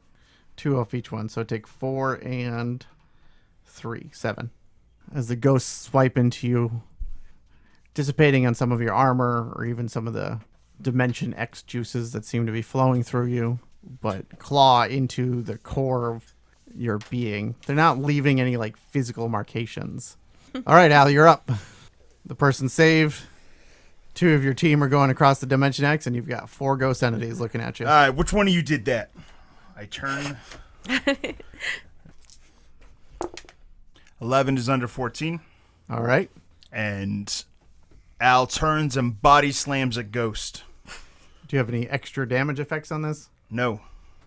All right. You do 11 damage at the nearest ghost, and it dissipates under your attack. Ghost crushed. That's one of you. The other 2 of you are transporting, so I'm going to skip you this round, but you are starting to... you've already started to dematerialize from this dimension. You completely are gone, and you start arriving into Dimension X. Vanessa? She's going to focus on the one that she's already cracked across the side of. Sorry to call it a face, but she's going to keep on punching. All right, go for it. That is 7 out of 15. All right. You have any extra damage things on yours? Not in this dimension. Not in this dimension. Currently, I do have the resilience, the 5 points of resilience that comes from the monster sauce, I do believe applies, but I Yeah. don't think that my weaponry does. Yeah, put him in a body bag. As the ghost that you're tearing into is actually dissipating in front of you. The ghosts attempt to attack you back. 1 for Al. 1 hits for no damage. Okay. Does it ding off his armor? Yes, essentially, anything that hits would normally do damage, but the armor dissipates the force of the ghost strike before it can leave any more marcations. That's using that smartelligence. All right. Vanessa, you got 1 coming at you since the other one is toast. Yep. It hits Yep. for 6 before your armor. Yep. So it hits for 3. Al, you've got some ghosts that need busting. 14. Out of 14. What happens with the push? ties go to you guys. So I deal 14 damage. Correct. Are you basically just bare-handing these things? Yeah, he grabs the next one, suplexes him right through a wall. You too. I'm going to assume you want a fresh one and leave the one that Vanessa's been working on. That's her. Yeah, that's what I figured. That's what I I'm not figured. gonna- Vanessa. not gonna steal. He's a Kill gentleman. He's left this ghost for you to tear into. There's not a lot left in it. That's fine. I'll let out a bit of a roar and go to slash. Excellent. And that'll be 13 out of 15. That is successful, and you will rip the ghost into shreds. Up top, I raise my hand for a high five. Vanessa does extend her high hand for the high five, but in the awkward way of pushing her wrists and palm out so that you don't hit claws. It's not how you do that, and I just slap her hand. Let's go. Out of curiosity, do I have like biofeedback on all of us? What do you mean by that? Can I see all of our like heart rates, brain waves, Like O2 signatures. sats, life signatures? I would imagine you could on chipped people. Okay. And once the threat on this side is over and done with, Vanessa's going to announce to transport outside that she intends on flipping to the other side. All right, you guys have one ghost left. Oh, shoot. Then I will not do that It's quite it's mostly dead. It just got body slammed. yet. I'll stay ready then. The one that took 14 is still up. Yeah. Oh. It's unlikely for you to kill most of these things with one attack without your special extra damages. One ghost is coming back through the wall, tear and shred at you, Al. You fend it off. Oh, what are you doing? You duck around it easily. You can go ahead, Al. That's ladies first. Al lets Vanessa go. What are we seeing on the other side? Basically, you're starting to actually be able to see things as your body is phasing into this dimension. Give me a 3d6 roll, both of you. 14. Which All right. Above my power. Got it. 5, which is under mine. Okay. Basically, I'm just checking for any extravagant or disasters. So you're able to come across fairly seamlessly. And the first things you're starting to notice is that you are in a forest. And you can't see much beyond about 100, 150 feet in any way. There seems to be an ever-present cloud-like mist in Dimension X in this area. Do we see the other person that was pulled across? You currently do not. Vanessa. Vanessa kind of turns with her hand still up in the air from where her high five had been corrected, and hearing the rebuke of this little ghost brings that hand down to try and end it. A little bit of acknowledgement of the polite act, letting her equal up the numbers. 16, which is over my power. Oh, no. But it is also my number. It is also your number. Yeah. All right. Fun. I have the special effect Stasis Orb. Agent shrugs off next attack directed at them. Something bad also happens. Mm-hmm. And at the moment you go to attack it, the juice, the sauce, We get lost in the sauce. it flares up and you find yourself not cutting the ghost, but shredding the veil that separates our world from Dimension X. And the hole kind of widens. Uh-oh. Al, you're... After you let ladies go first. I have a 9 under 14. High fives are just so powerful. With a quick uppercut, you dissipate the ghost. Yeah, me and the ghost both look at this tearing of the veil, and while he's distracted, I sucker punch him into oblivion. And you see that the hole is bigger than when you came in. I look at Veronica, I'm like, Vanessa. sorry, I look at Vanessa and cover my mic. It was the ghost. Don't worry. Vanessa covers her mic back and gives you like a sincere nod. Yeah. Come on. All right, we're catching up with you guys. We handled the ghost. Everything went good. One of the ghosts kind of did some. They messed up the like barrier a little bit, but I think everything's under control now. Charlie, the old one, can hear any of that. Because I think you have the Everett phone. I do. So Charlie is currently the only person that can communicate between dimensions. I have no idea. I know. But I am going to hit some buttons on my gauntlet and start shifting realms. The sequence they told you to hit in case when you needed to do that. Would it make sense to think that by crossing over, we would cross over near where this tear was? Or is that like kind of not how the relationship works? As far as you can tell, yes. But Dimension X doesn't follow our rules. Gotcha. So you could be nearby where the tear is, but you don't. Doesn't always work that way. It doesn't necessarily mean it's near visually. So I'm assuming that we don't actually see this tear. That is correct. So what Charlie's going to do is Charlie's going to whip out his scanner and try to, from this side, detect where a piercing of the veil would be. Gotcha. Also, to note that you and Dr. Lazarus were actually like 50 feet apart in appearing in the dimension. And you guys were basically next to each other when you transported across. Yeah. Give me a power roll. That's a 12. Right on the money. And isn't that your special effect as well? Somebody is immobilized by me, but Dr. Lazarus, obviously. Obviously. Just taken by his ethereal beauty. He hits her with the smolder, and it's over. I get it. would that be that one combatant on their side is immobilized from my tech searching the area? What I'll actually let you do is you are able to find the tear, though you can't physically see it. Okay. You are able to, with your goggles, diagnose it, and you are able to entangle the hole to keep it from getting any bigger. Charlie shouts out, "Doctor, the hole's over there! I think I can cause a paracausal stasis." All right, if you can hold it, I might be able to cause a... Hang on, I need some bullshit. Something. Reverse the non-orthogonal alphans. Yes. Always reverse things. Yep. I might be able to reintegrate the Alphan systems. A total reversal of the non-orthogonal shifts. That's brilliant. Thank you. It's a work in progress. I don't know if it's going to work, but let's try. She's going to try and close the hole. Sure. Doctor, there might be another bystander on this side. Should we close it before we can get them back through?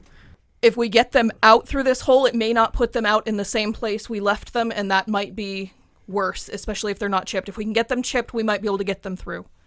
Understood. They're in a bad way regardless. 9, which is under 13. You're able to stabilize the rift that he has kept from closing and able to have it start closing. So he was able to keep it stable, and I was able to kickstart the closing process. Yes, that's way better than what I said. Okay.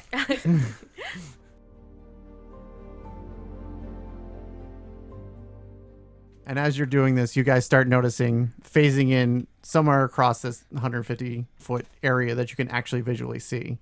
Both Vanessa and Al phasing into Dimension X, enshrouded by a cloud-like fog that covers not only the ground to some degrees, but it blocks sight all around.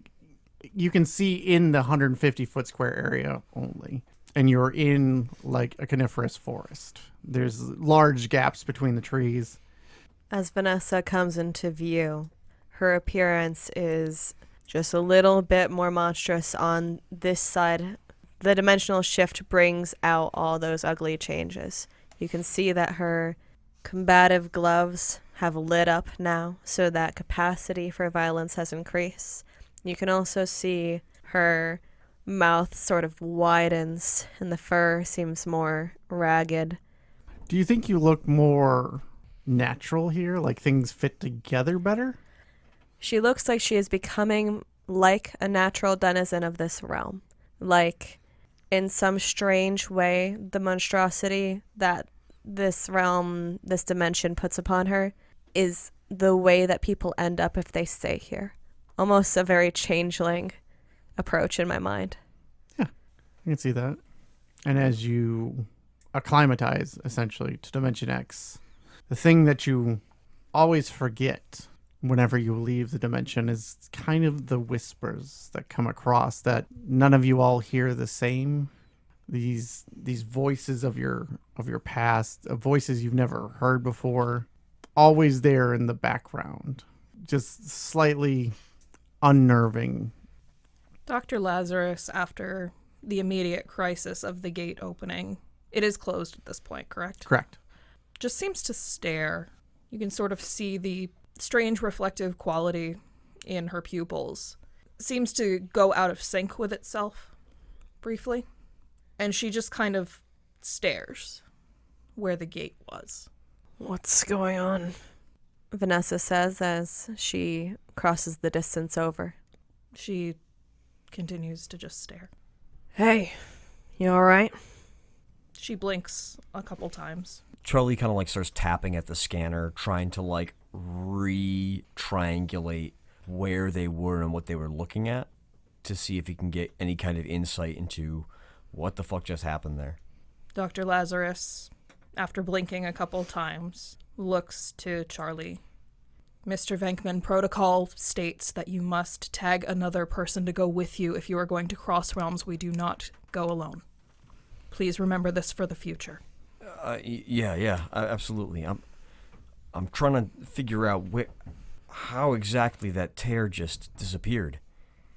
We fixed it. So where are all the other entities? There were things pulling someone through, and there was a target. In non-Euclidean space, they could be miles behind us, temporally displaced. Vanessa has some superpositioning attunement, which mechanically does nothing, but flavor-wise, it seems to suggest that I am acclimated to this place. In the flavor of the acclimation, I'm going to see if there's anything that I can see that would let me track if they're nearby.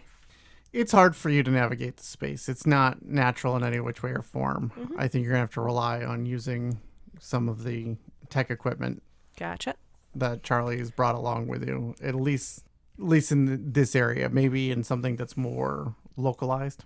So Vanessa tries to look out and get a grip on this place, but she realizes quickly that this is a matter of procedure and turns back to Charlie and his expertise.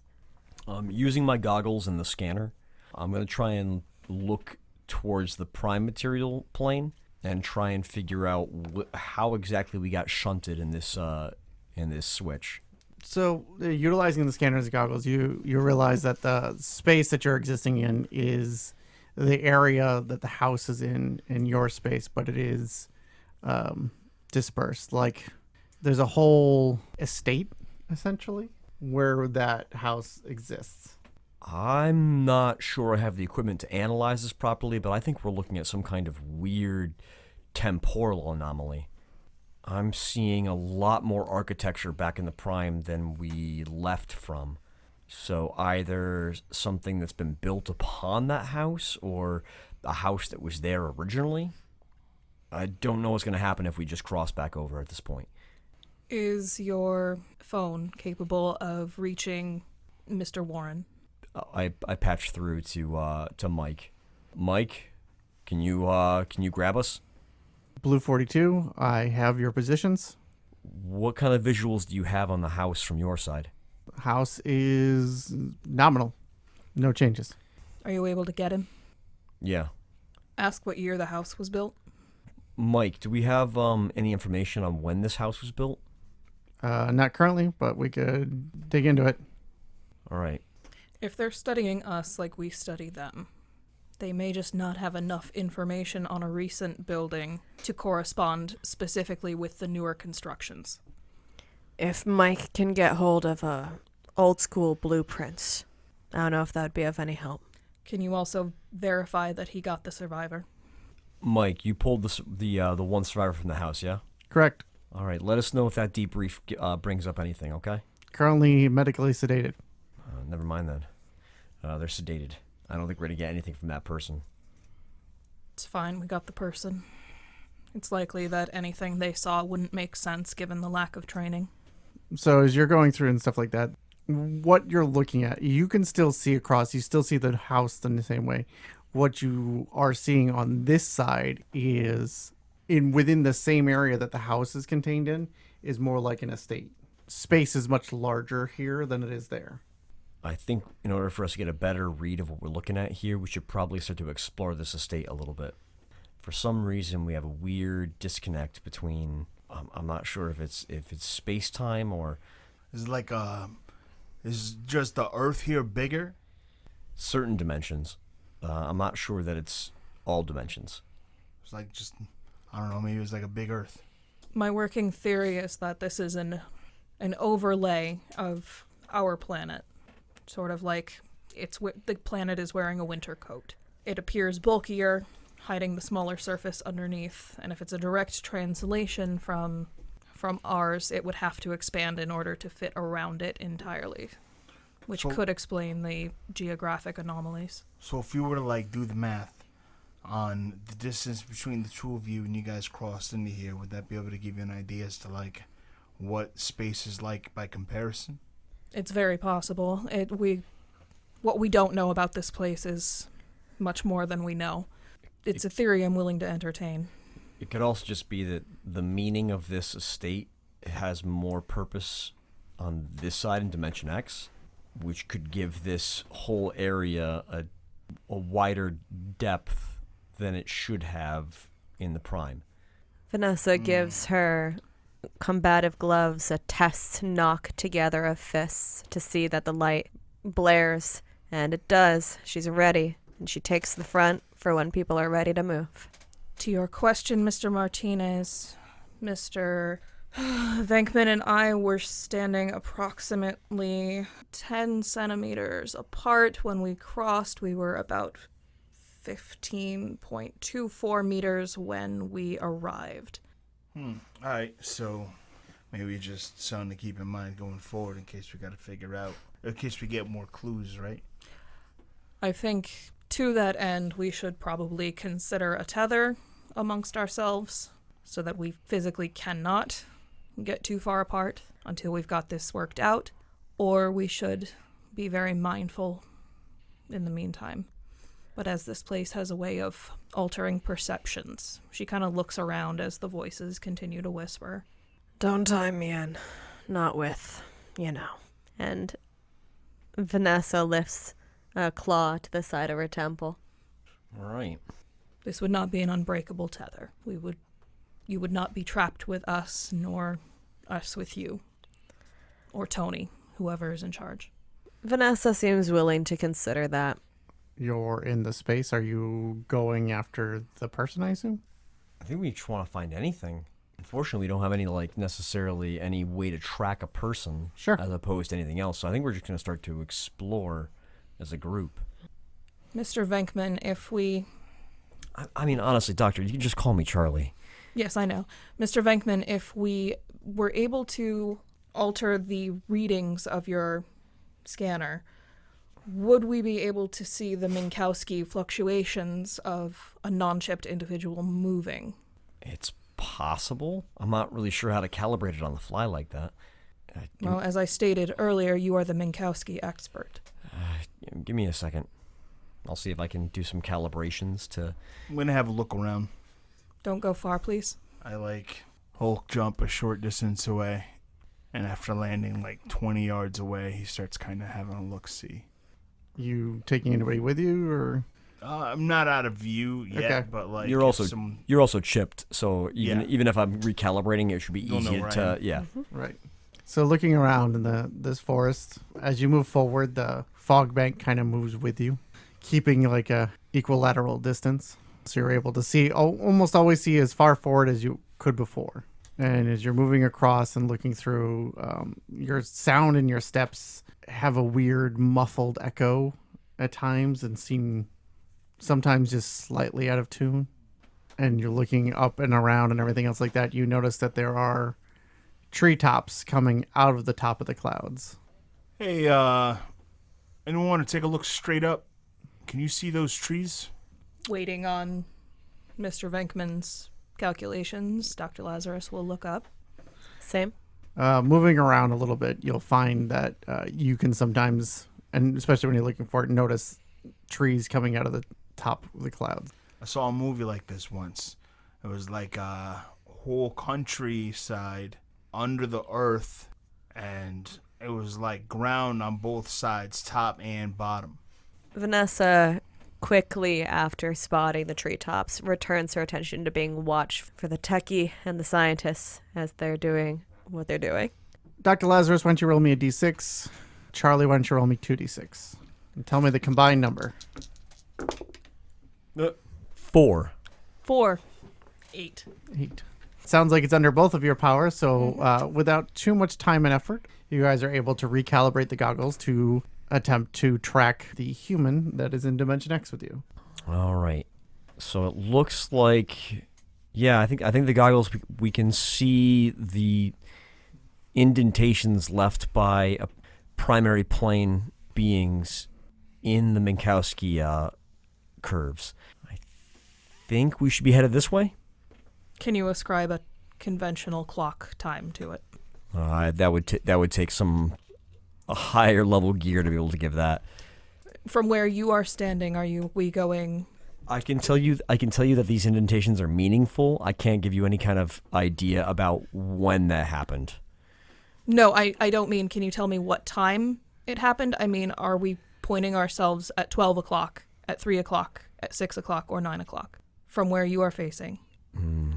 Given how relative distance between us is shoddy at best, I think trying to assume angles might be a problem.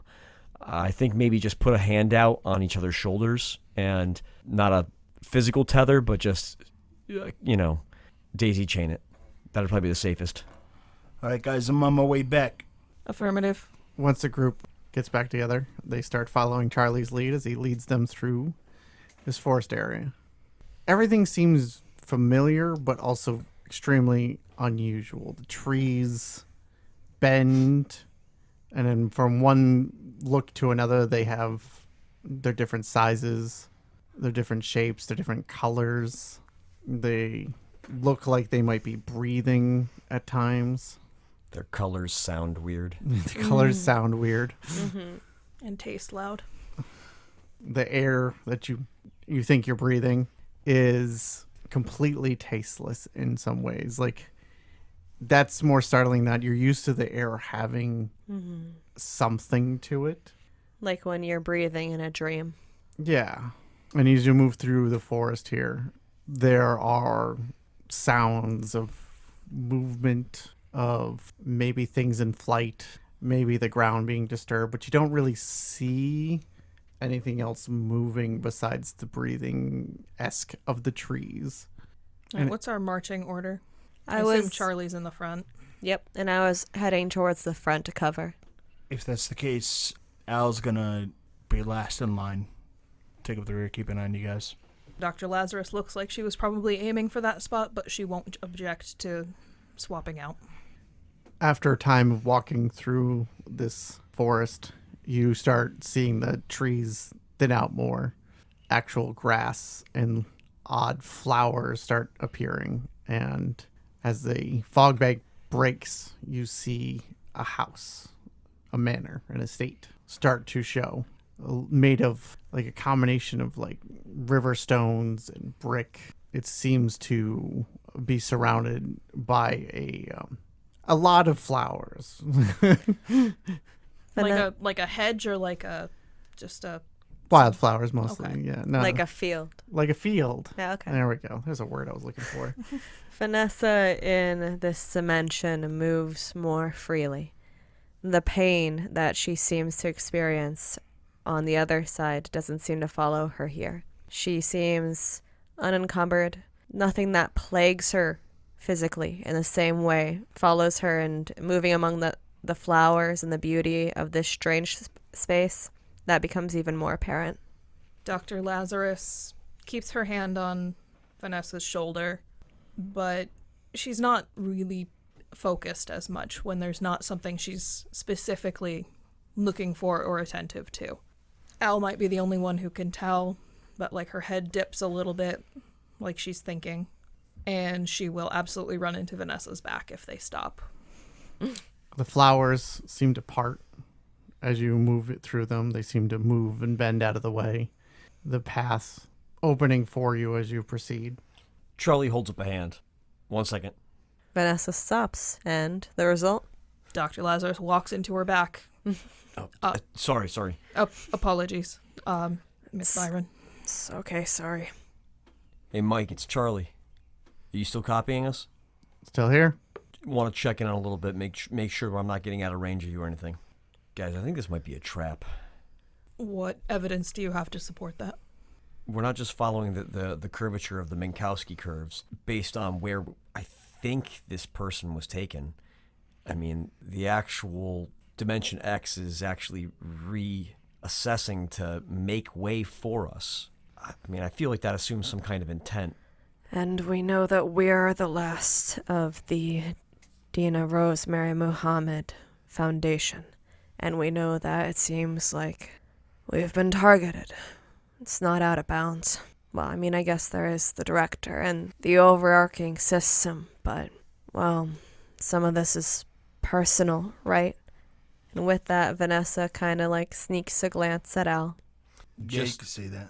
I'm sorry, Charlie, what were you saying? Just looking at the path from my goggles, it's the same path being opened up with the flowers, right? Correct. Yeah, that path opening up with the flowers is the one that I'm reading on my goggles. Ooh. The question is, why would they want to lead us into a trap? And who? Who wants to trap us? What if it's not a trap, but a meeting? All the data we have suggests that DRM Foundation agents get lost in Woodford Hollow. Do they get lost in this place because they are hoping to draw us out, or are they just casting a wide net for someone to respond? Would be my question. If there is intent behind this at all. Well, I don't think that those 4 beings that we ran into before seem all that outside of any other mundane report of ultra-dimensional activity we've ever read. That shouldn't account for the loss of all the agents we've had, so I don't know. This was supposed to be a very large incursion, and it was fairly mundane, so maybe it's not over. At this point, though, I think I don't have to be in the lead. He kind of steps to the side and kind of like offers somebody else to take the lead role on the path. Trade in. From my perspective, we have 2 options, though I am willing to hear more.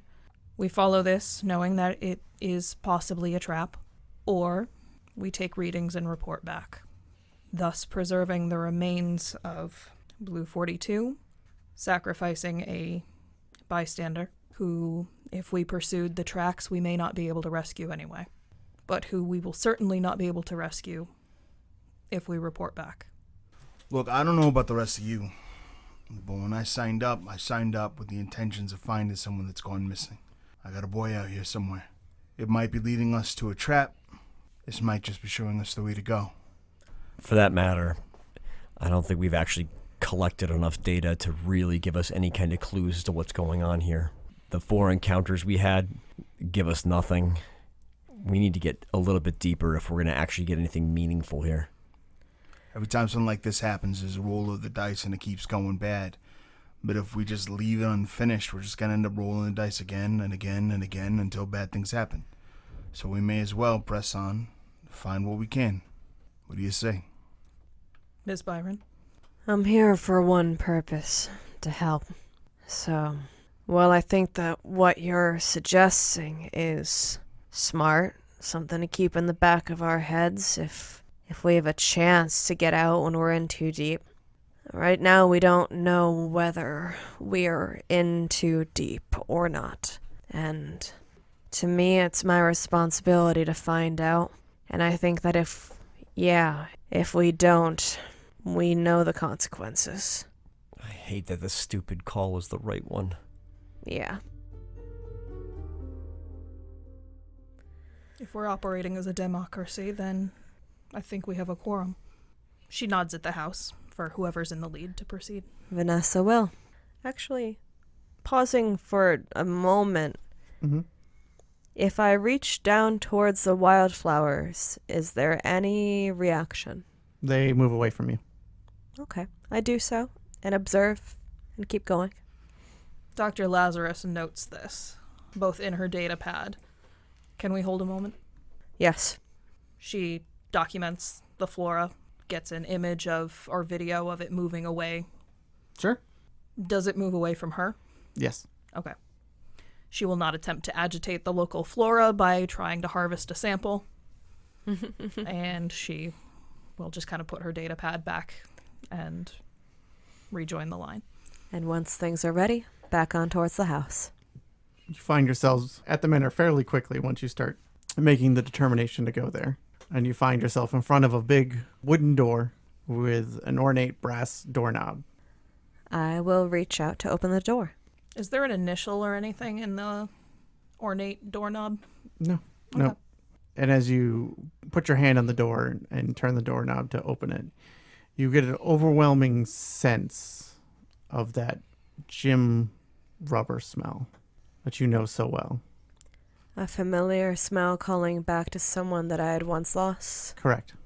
Vanessa doesn't realize that she kind of takes in a deep breath, even if the smell's a little gross. It's the kind of smell of sweat, cleaning products, the rubber that usually pads gym flooring, and the way that seats smell. And it's not a pretty smell, but it reminds her of someone who used to go there when they were a lot healthier. She looks briefly sad, a warped expression on her monstrous face, but she grits her teeth and keeps on in, knowing that sometimes the whispers of this place get a bit louder. Ms. Byron, your vitals spiked. What are you feeling? I smelled... I had a friend before all this. His name was Andrew. I had met him through a support network for the chronically ill, and before his Crohn's took over, he used to, hit the gym a lot, and I guess I smelled how he used to smell when he got in the car after. I figure it's just this place, making noises and distractions. If it gets to be too much, ground yourself with us. Say our names. Remember where you are. Name the equipment you hold. Things that are real. I'll give it a try, but for now, I'm good. As I mentioned, the olfactory memory mimicking is fascinating. It might be caused by touch, so I don't know. Happened when I touched the doorknob. Noted. You open the door and you find yourself in a very large foyer. Seems like a big greeting hall of sorts. A large red carpet runs down the middle into a pair of double doors. A number of stone columns. There seems to be doorways to both the left and the right that seem to be closed. Vanessa turns to the left to try that door first. All right. Is everyone else following in? What way does the Minkowski path lead? Straight ahead. Out of curiosity, Charlie lets her try the door. If no one indicates that's the wrong direction, I will proceed. Sure. Who is second into the building? I know we talked about... If we shuffled, just everyone went up one and Charlie went to the back. I thought Charlie was behind me, but... That probably makes the most sense. No, yeah. Or where would you have gone is really the question. Probably just behind you. So as you're looking around and looking through your retooled goggles, you seem to hear the sounds of familiar video games coming from the straight-on direction. He kind of squeezes your shoulder a little bit as you reach for the door. What's up? I think we should be going straight on. Got you. I think it's tapping at our latent memories of people we've lost. You're feeling it too, huh? He's just quiet at that. What are you experiencing? Vanessa turns, moving in the direction indicated. I just thought I heard something from a long time ago. Auditory. The only sounds really that the rest of you hear is you moving across these carpeted, in some areas, but mostly stone, the quiet echoes it makes. And you reach the other pair of double doors. Reach out to open them. And they open fine, but Al, you seem to hear the sounds of a Little League game at the time as she touches the door. Al jolts, kind of stiffening and standing straight up. You too? Yeah, guess so. What form is it taking? More auditory. Remember that you're here. Ground yourself in the equipment you're wearing. I'm fine. Your vitals say otherwise. That's just me feeling alive. Let's go. The doors open, and you find yourself in a hall with statues. Lots of statues. And a quick glance around for those that have been in the area for a while, they start seeming familiar. Do they look like maybe the files I just ran through on occasion? Yeah, without too many pictures, but some of the stuff sticks out. There are some statues that are not people, but they're a weird impression. Still made of stone, but like a sound form or something like that. And when you look across them, it gives a sense, a memory. of something there, a brief flash that seems to bypass all normal sensory things. Hey, Is it positive or negative? Depends on the memory thing. You could focus on them a bit more, but I would imagine as a natural reaction, you kind of shy away from these Without weird intrusions. Without any context, it's just strictly disorienting, pretty much. Yeah. Yeah. Vanessa looks over to Charlie. Hey, these match the files you had me pull from earlier. Mike, are you still with me? Yeah, it's still coming through. Charlie, Yeah. yo, are any of these statues chipped? Charlie takes a look at his veil scanner. Nothing's coming across besides the chips that you have here I'm and just- one that's fading in and out. No, just our 2.5 signals. All right, thanks. Yeah. At the sound that one of them is still fading in and out, Dr. Lazarus kind of like can't stop a little smile from cracking before she kind of like, no, we're all business right now. Vanessa starts looking around at the other faces. The idea in her mind of, is the person that I smelled here? There is a lot of statuary here, and give me a 3d6 roll. 10 out of 15. All right. You start moving around because it's the only way to really get a clear look. And you're looking over some of these people, some of these memories, and it's tough. But one of these impressions does seem to be tied to some of your memories of that. Not of the person itself, but like you get the distinct impression of your remembrance of the holes in his sweater. This one feels like what I was talking about earlier, about my friend. Dr. Lazarus is clearly setting her jaw and begins to document what Vanessa is saying. He would never agree to, update his wardrobe. Always old t-shirts and worn out sweaters, so right at the hem on the sleeve it always had holes. She kind of takes a breath and gives a tight nod. She is clearly willing herself to not cry. But I don't get it. He didn't die in connection to any of this. He died of complications from what he was already going through. She seems like she's going to try and talk, but ends up just giving a nod. Anybody else doing anything? To be clear, Dr. Lazarus is also examining the statues, Okay. keeping the memories of what any of them entail to herself. Charlie looks extremely uncomfortable with all of the intrusions of these random sensory inputs and is trying to just focus on his scanner and the goggles and the information that they're feeding him. It seems that the impressions are somewhere in the center of this room. I think that whatever we're tracking is in the center of this room. I don't see a clear path, though. Maybe it's meant to be felt. I would say, why don't I take the lead? We continue the daisy chain. Tell me if things are looking bad or anomalous as we proceed, but I will simply just go where intuition takes me. Hey, look, I wouldn't normally bring it up, but you lost someone real close to you, and people mention it, and I know that's still raw for you, so I don't know if you really want to be feeling that. Oh, I don't. But the pain of missing her means I'm not forgetting her, and I will take that over the forgetting.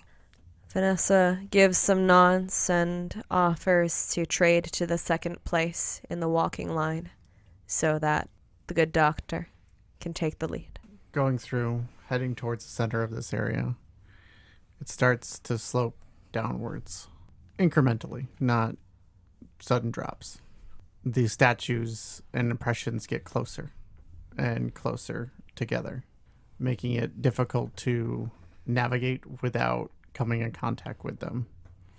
And you find yourselves kind of blasted with these sense memories as you have to brush against them to keep going farther. And some of them start becoming clear. Some of them are deaths that happened while in on the side.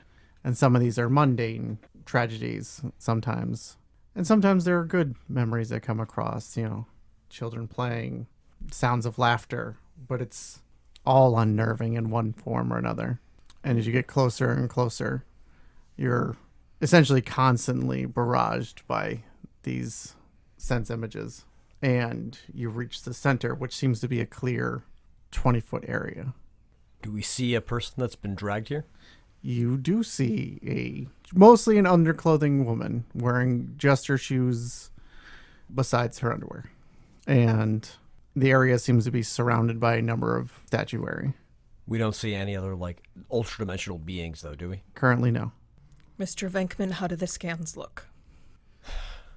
Charlie looks at them. I'm guessing they look unfortunately calm, right? For the most part. And as you scan around, you take notice, not in the front row, but a couple rows away, you're fairly sure you can see Zach. As a statue? As a statue. The scans, they look fine. Do any of you guys see that statue over there? We look. Dr. Lazarus kind of follows his eye line. You see a statue over there. Some of you have been around for a while might recognize Zach. Oh, he worked here a long time.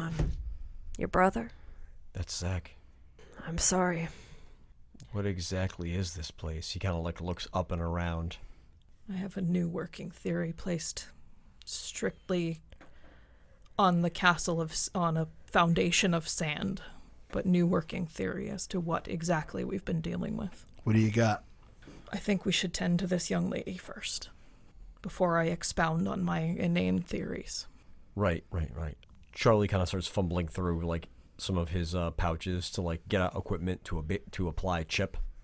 Dr. Lazarus will, understanding that she is a little unsettling to behold, she will let Charlie go first and kind of walk behind him and try and keep her implants out of sight as she does a bioscan on the woman. She seems to be a younger woman who's out cold. Just absolutely not here. Beyond unconscious, but I have a hard way of describing it. A coma, I guess? Yeah, coma. Comatose. Yeah. She seems okay-ish. Yeah, it's hard to say. It looks like she's taken some damage from the crossing. About if you had to put a number on it. For purposes of using a device. She doesn't seem to be bleeding currently. She just looks like she's got marcations. And as you guys circle and secure the area to some degrees, I think behind you, past a number of statues in this little forest, Al, you can make out Eddie. You couldn't see him coming through because of the statues screening you, but now that you're looking around, and I imagine looking for him, you do find Eddie. Eddie! He jumps over to him. Moving through and past the statues, ignoring the sensations that come across. Yeah, I just hop over it all. You lay your hands on the statue. You have the feeling of Eddie and the terror that he went through previously. And you're reminded of the crashing car and those sounds that come across, and just this feeling of wanting to go home, to no longer be here. I'll get you out of here, I promise. Al bends at the knees and hoists the statue up with the strength granted to him by his suit. The pillar pedestal that he's standing on doesn't seem to move at all. The strength you're imbuing into it doesn't seem to have any effect. All right, when he doesn't relent, he just keeps working at trying to figure out how to take the statue. Mr. Martinez. No. I know the instinct is to take it and run. Instinct. That's the plan. It was the plan if it was a person. This is a memory. Who's to say it's not a person again when we get them back across? I'm None not of this makes sense, right? There's no exact rules, so it's worth trying, right? My sophisticated wild-ass guess, as Ezra would put it. This is an ultra-dimensional realm of our fears, our memories, and all that is abstract. It cannot be defeated. It cannot be drawn away. What is here is permanent. But that's what it is here, right? Because it's not over there anymore. But it could be, right? We can just take it. How did your son die? My son didn't die. He's here somewhere, and I found him. Doing a quick scan of the statues, do I see my wife? No. Look, that statue, that was like my friend. I know my friend died from complications brought on by his Crohn's disease, so I don't know enough about what happened to your son, but I know what happened to my friend. And if they're in the same place, I don't. And Vanessa kind of trails off. You know what? Brute strength may not be how you carry him out. All right, then how do I carry him out, then? Let's try and figure it out. All right, figure it out. I'm doing what I can do. Charlie, Yes.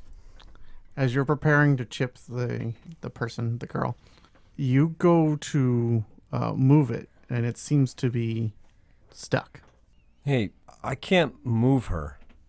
I'll come over and try to pull her up. Give me a power. Okay. I mean, I'm a little investigative in case she seems to be fused to the floor. Right. I mean, if you both want to give me powers, that's fine if you're both trying to. No, Charlie will stand back and let her do her thing. Yeah, okay. I'm just going to let you know that because we've seen these statues being seemingly rooted in some way, I am a little worried that... Break her off the floor. Yeah. That thought is being measured and acted accordingly. You're trying carefully. I gotcha. Yeah. That is a 8 out of 15. All right. Carefully placing your claws in and around, you're sliding under the body. Mm-hmm. You pull, and there is some give, but as you turn, you see that her skin in some places stick, and then as you can see it, as you're about to stop because you're like, oh, this is bad, you see essentially protoplasmic mass. Doctor Lazarus comes over and begins investigating. So as you say doctor, and you turn around the area that you guys are in this 20-foot area, a bunch of protoplasmic tentacles come out of the ground in between the cracks and become fully formed masses. How large? Probably around 5-6 feet each. Oh, okay. How many tentacles are there? Probably about 7 or 8. I shift my posture to be defensive. Charlie lets out a yelp. And they move to start attacking, enveloping, biting you. Entangling and immobilizing us? That's my gig. Audacity. Al will cock the ontological blunderbuss shotgun that he's carrying, level it on the first tentacle that comes by, and is intent on blowing it away. Very good. Let's start with Vanessa. All right. So this time, though the Nux were useless in the prime dimension, here they deal double damage. So that same light that had blinked on intensifies as Vanessa goes to the one that's in front of me. Does it seem aggressive? Yes. Then that's the first one. I'll go to suppress it so that it cannot get to the rest of the group. Give me a power roll. That is a 9. All right. So with your mechanical nux, you do a total of 18 damage to the tentacle. Gross. Taking a severe chunk out of the protoplasm that it's made out of, splattering it across the statues and the ground as you fend it off. Let's go with Al. What was the name of your weapon again? Oh, yeah. It is an ontological blunderbuss shotgun. I have a 6, which is under 14, deal double damage. Mm-hmm. So I shoot it for 12. You blow a chunk out of the protoplasm as it opens up a maw and tries to bite onto you. Large fangs coming from its mass, and you just kind of blowed away that part of it, though the tentacle still remains. Doc. So Dr. Lazarus gets right back to business, hardens her expression. She had allowed herself to be a person and feel things for a minute. That's gone now. And her implants seem to throb to life in a pulse of light. Mm. She looks at the closest tentacle and twirls her fingers just a little bit as the odd reflective quality of her eyes intensifies.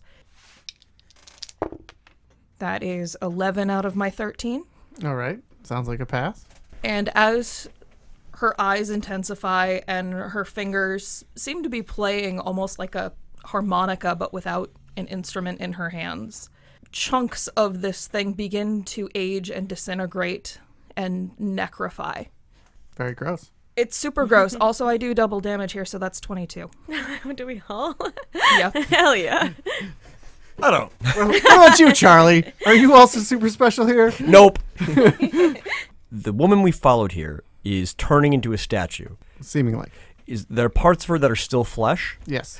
Before that turns to stone, he is going to chip her. Okay. Give me a power roll. That's a 9. All right. You're able to quickly perform a process that usually takes a bunch of time to chip her and hopefully get her out of here. I figure even if I can't get her out of here, there will be lessons to be learned about chipping one of these statues. Mm-hmm. I see. Perhaps even at least give us a way to track this estate if we're able to get out of here. Got it. Because it does say, which means you or your corpse can be tracked. Wacky fun. Wacky fun. Al. Across your goggles, you see, and across your instruments, a Alphen Wave Blast comes straight for Al. Al, choose 2. Thin the veil. Immediately attempt to reintegrate. Suffer superposition attunement. I don't know what any of those mean. So, second 2. Attempt to reintegrate means going back across Dimension X. Yeah, but I'm confident I'll fail. That would be bad. I picked. I don't know what to tell you, Tim. Well, you weren't sure. Yeah. So a superpositioning attunement has multiple boxes on the sheet. I have one like automatically checked off. It makes your power 1 higher for each yeah. one that you have, It and also it gives means you it- no mechanical benefit. It kind gives of. you 1 + 1 more gear. Yeah. Okay. Roll 3d6. 10 plus 2 is 12. Bad transfer. Your UD reintegrates with your original body, but it is not a smooth process. Pick 2. Painful, slow, or incomplete. What's involved with each of those? Since Painful, incomplete. All right. Hit by the Alphen Wave Blast from the monster you're here, Al is suddenly disintegrated out of this plane. It hits him, and you see him go out, but not like you guys phased in and out.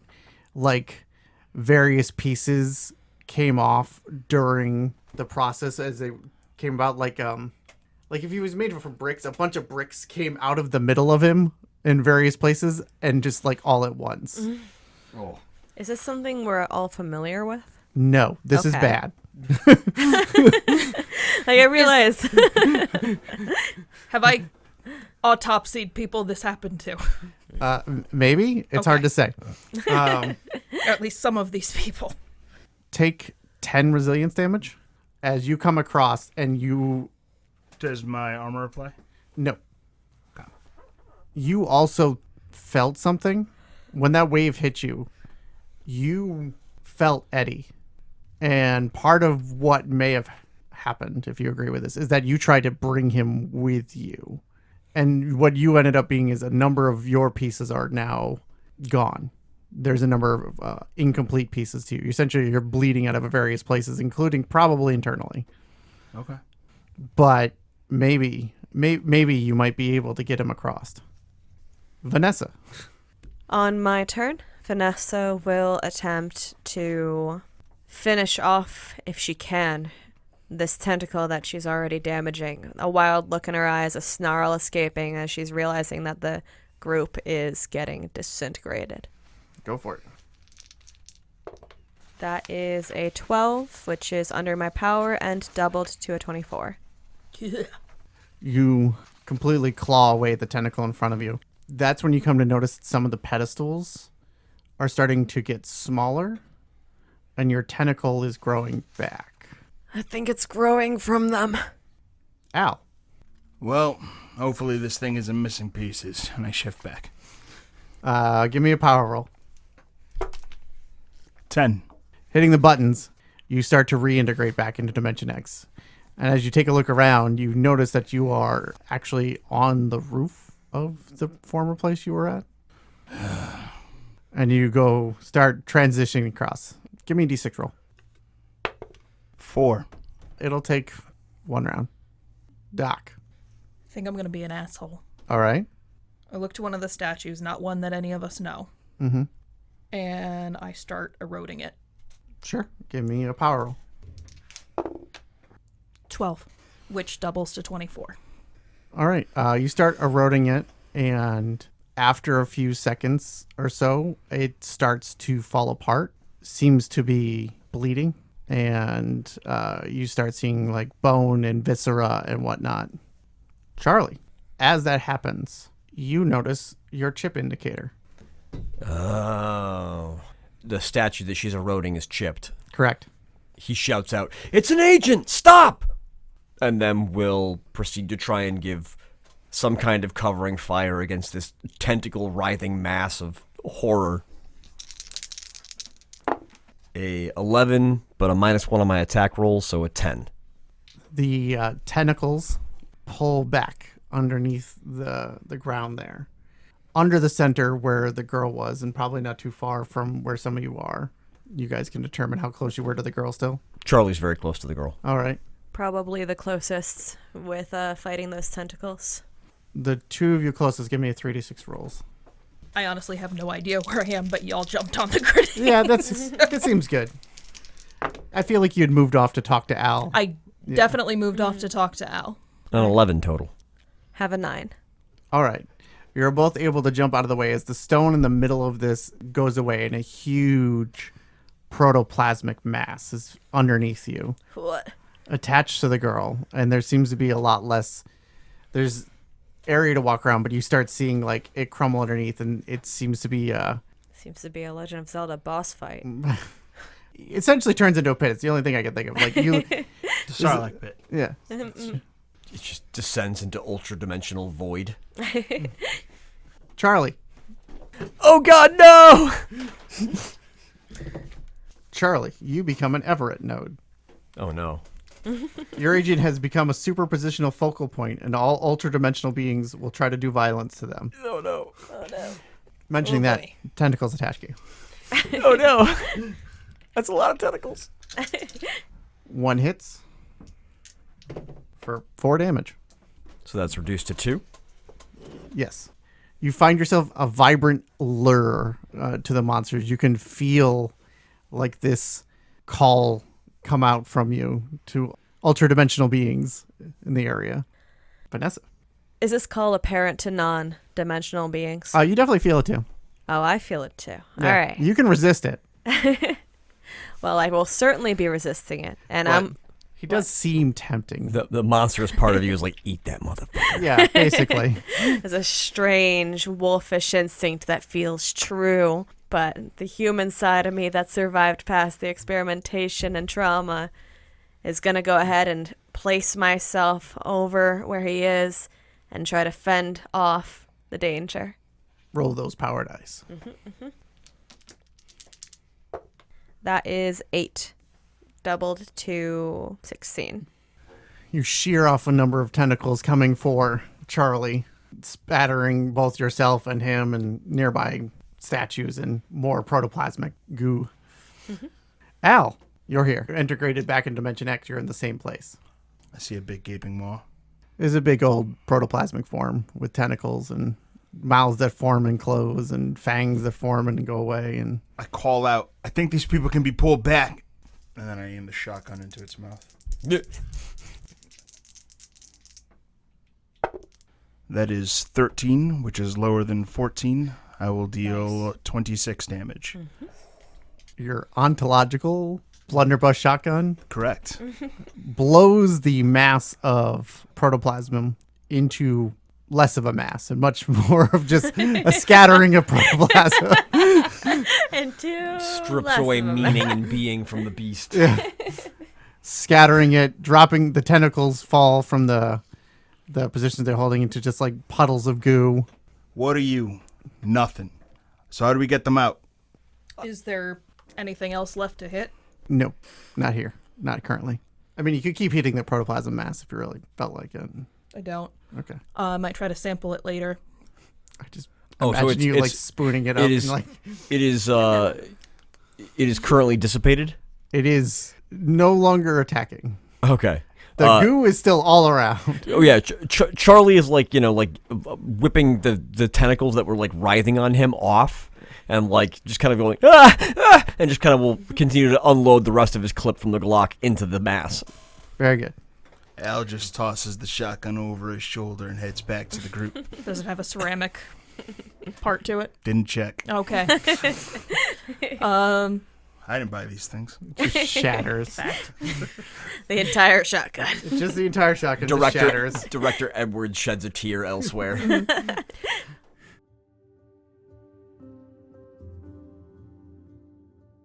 All right, so she will look around. Who looks fucked up? Vanessa actually looks okay. I mean, some of the empowerment that transferring into her more monstrous form here and the sauce gave her is worn down. But apart from that, she's doing pretty good.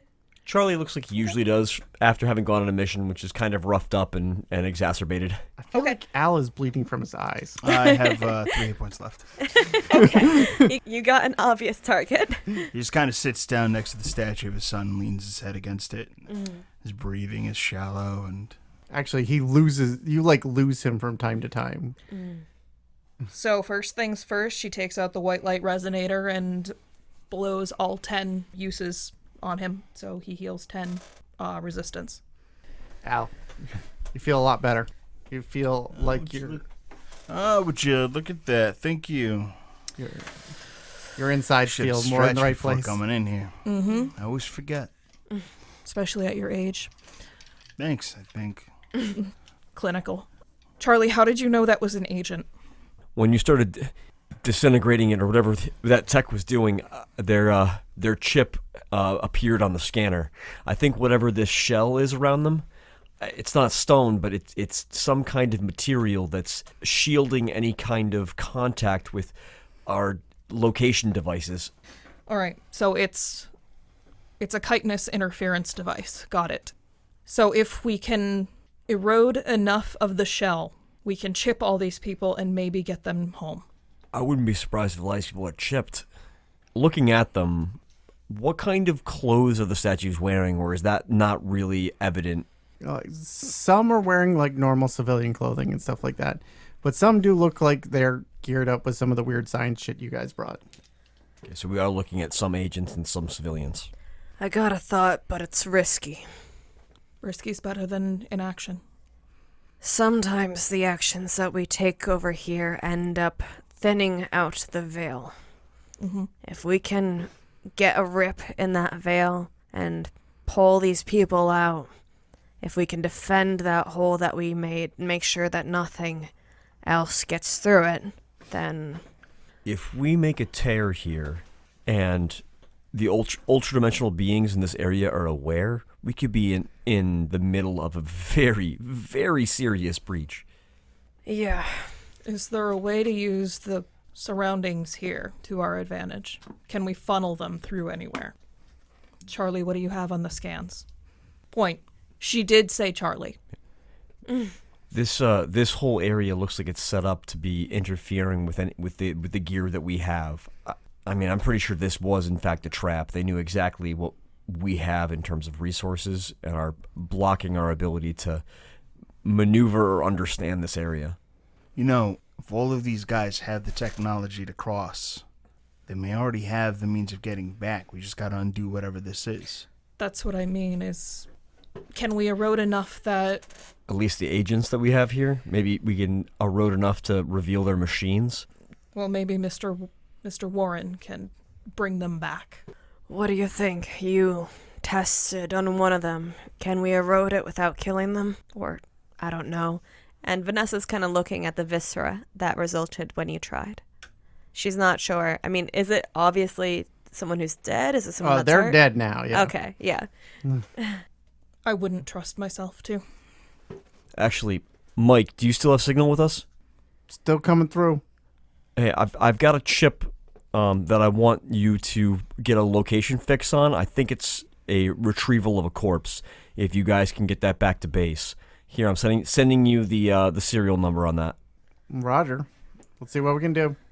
Looks like we got something here. Transfer wasn't good. May not have been the transfer. Did you get it? We got something here. We see the remains of the statue thing reintegrate. Yeah, mostly. Is the statue-esque material, like a shell of that, were left behind? Parts of the things that were more covered by the statue thing are still there. The more exposed ones. It got messier. I don't know that we can do anything at the moment, guys. We're going to have to research this. I think we need to take as much data as we can and get out of here. We've at least got this area chipped, unless that thing comes back and covers back over. But What was that thing? An agent? No. He points at the tentacles and chunks. What is that? What is that, Tim? Protoplasmic mass? What was it like driving it? Like, was it at all sentient? Maybe. It was ultra-dimensional. It was definitely ultra-dimensional. It's definitely a mass made of protoplasm. And, a malignant protoplasmic writhing mass, yeah. probably at least beta level. It consumed part of the base of the statues in order to make itself stronger. Yeah, like a spider tying prey up to feed on it later when it needs it. That's an apt comparison, yes. So, like, if this thing is gone, that means that they're safe here for now. But how long are we talking here for this research? I don't want to wait a long time to get my boy out. It really depends on what kind of resources we can finagle out of Director Edwards. All right, If it's call him up. just us doing the research, I mean, I was a physics minor. This is really, Yeah, it's bullshit that you hear. Call them up. They need to put all the resources into getting these people. You were a business major, correct? yeah. See if you can get the director on the line and put it in terms of cost. Well, we won't be able to do that until we get back to base. You don't think we can... No, with the way that this whole area is spiking, we can get on shortwave through the Everett phone to Mike, but I mean, I guess we could have Mike contact base, but we can't talk to him. Then let's play telephone. We don't have the tech to be able to patch through a call. The Everett waves are... Yeah, they're finicky. All right, so we call Mike. Mike calls him with, like, his phone or something. And with the comms we have with Mike, he tells us what the guy is saying, and then we tell him how to respond. Let's get it done. Hey, Mike, have you been listening in all this? Yeah, I don't think that's going to work. Can you give it a shot? I mean, I can give the director a call. I just don't... I'll see what we can do. Just let him know that we're sitting on a huge pile of Foundation assets and agents that are potentially recoverable, but also potentially in the grasp of at least a beta level malignant protoplasmic writhing mass. Yeah, I'll try to get that across to him. Let him know it'll cost him a lot more to recruit new and train new agents than it will to recover these ones. Vanessa, Hello. please give me a power roll. Okay. That is an 8. All right. Your monstered up nature and everything else like that is kind of looking around, keeping an eye on things. And that's when you notice the statue directly behind Charlie turn its face towards him and start opening its mouth. Vanessa snarls and moves to interpose. As you interpose, you are covered in intercessed foam vortices. Well, The word foam being interspersed and all that makes it so much worse. what does that mean, Tim? I don't really have a good word for it, so I feel like you're being hit with, like, I don't even know. Let's, Alien puke. yeah, like acid foam. Let's go with acid acid foam. foam. Like bile. Great. Yeah, let's go Nice with that. foamy bile. Not calling that band name Erica. You will take 9 damage. Does my armor apply? Yes. I will take 6 damage. And now you must choose 2. Phase out of the dimension. Interseas foam spatter. Damage to everyone. Or sucked into the vortex. Well, I will absolutely be picking sucked into the vortex. If I get to choose with like a narrative intention and what Vanessa would want, she's trying to block the damage from the rest of the crew. So Sure. the one that I would be avoiding is the one where other people get hurt. All right. As you're covered in this acid alien foam, you are dissolved away in such a way that you are no longer present with the rest of them. It's temporal dissolution. Pretty much. Like, so parts of you are being burned away to a slightly different time. Ah. That statue arms transform into long blades and just continues to grow out like 2 or 3 or 4 more limbs on each side, just made of blades. Okay. And it's looking right at you, Charlie. So I'm still the focus of You're all still the an ire. Everett node. Yep. Charlie pulls up his pistol, which clicks because he spent all of the rest of the rounds fighting at the protoplasmic mass. Proceeds to drop it and then just tries to wrestle this thing off. All right. Am I able to get between him? Currently, it's Charlie's go. So, Okay. An 8. really hoping for that 12 that time, weren't you? Would have been sweet. Or not. A 'cause game it's where I acid. roll low on dice means I'm actually pretty good at like succeeding, but I'm also not very good at like doing effective things. Jack of all trades. Uh, I'm a survivor. you push into it, like kind of pushing it away and pushing you away. So, like, you've created some space there. Doc, Is this thing trying to grab Charlie or just trying to, like, chop him? it doesn't really have fingers. So chop it is.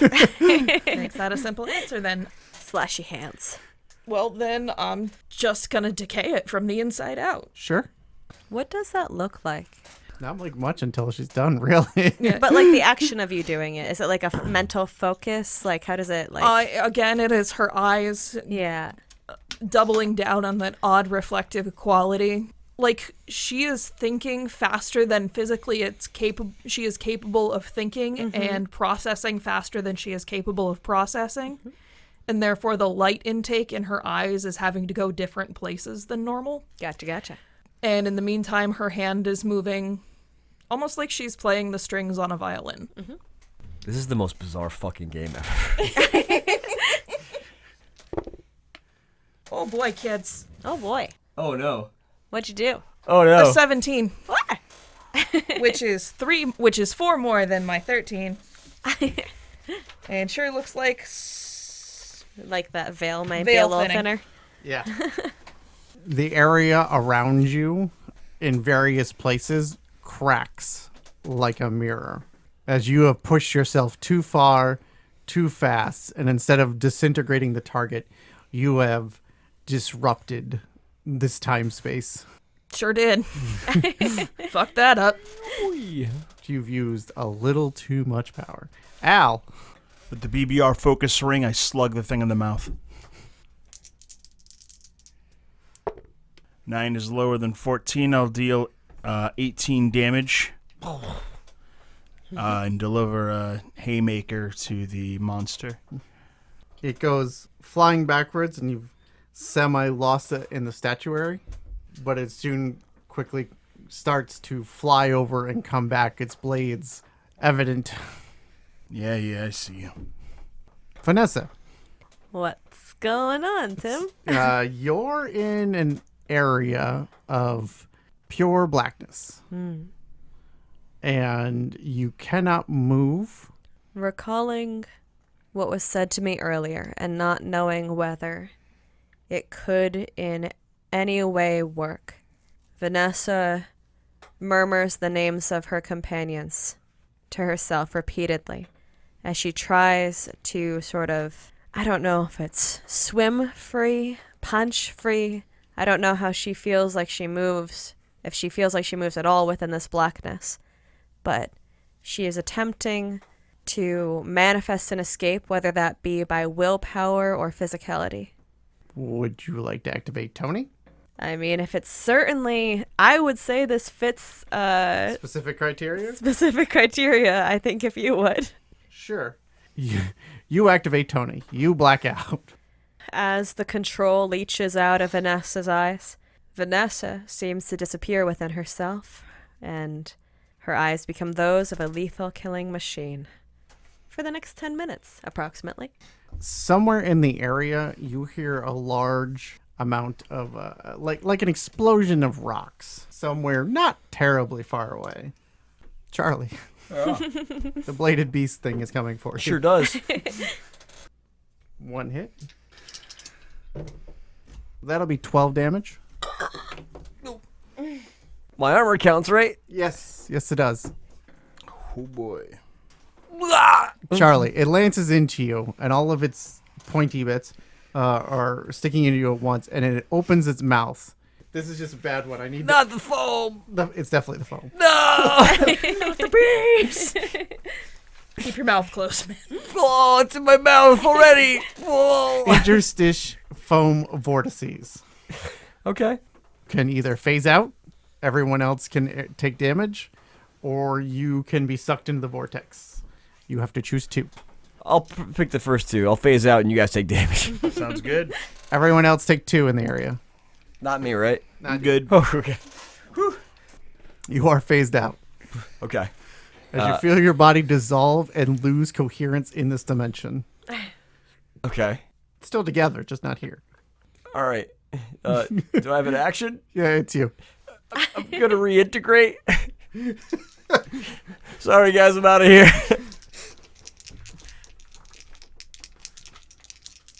So, reintegration roll? Reintegration roll. Oh, boy. What a time to roll high. 13. That's above my 12. What a time to be alive. This is extremely painful. There's no, like, you pass. Like, you go back, you're going to come back fine. But No, I'm laying on the ground bleeding and just holding my like stab wounds. yeah, it's the My reintegration. ultra-dimensional stab wounds. Yeah, the ultra-dimensional being was still in you. So that's causing some, like, real pain. Sure. Real pain, really. But, like, your body won't black out. You sure about that? Yeah. You Not until you sure about reintegrate. that? Yeah. Until you reintegrate, you don't black out from the pain. Oh, I'm still in the process of reintegration. Yeah. Gotcha. Okay. Like, it gets out of you, but basically, it's a bad time. By the way, Oh boy. you're in the dark somewhere, Okay. and then you black out. Oh, so I do black out. Yeah, when you get back on the other side, you will black out. Okay. The time that you are transitioning, Called it. just pain. Just pain. Doc, you broke the world a little bit. It's fine. I can fix it later. You want to go for 2 for 2? Yep, I think I do. The thought process happening currently is that if I take the time to fix it, it's going to try and foam me. If I take the time to put the boot in the pooper, that's less time it can spend foaming me. And a chance that maybe it'll die. Then I think I'm going to try and repair the world because Al's pretty good at putting the hurt on stuff. Sure. Give me a power roll. Oh, that's not good. Well, that'd be a 15. Involuntary transference. Make a reintegration roll. Oh shit.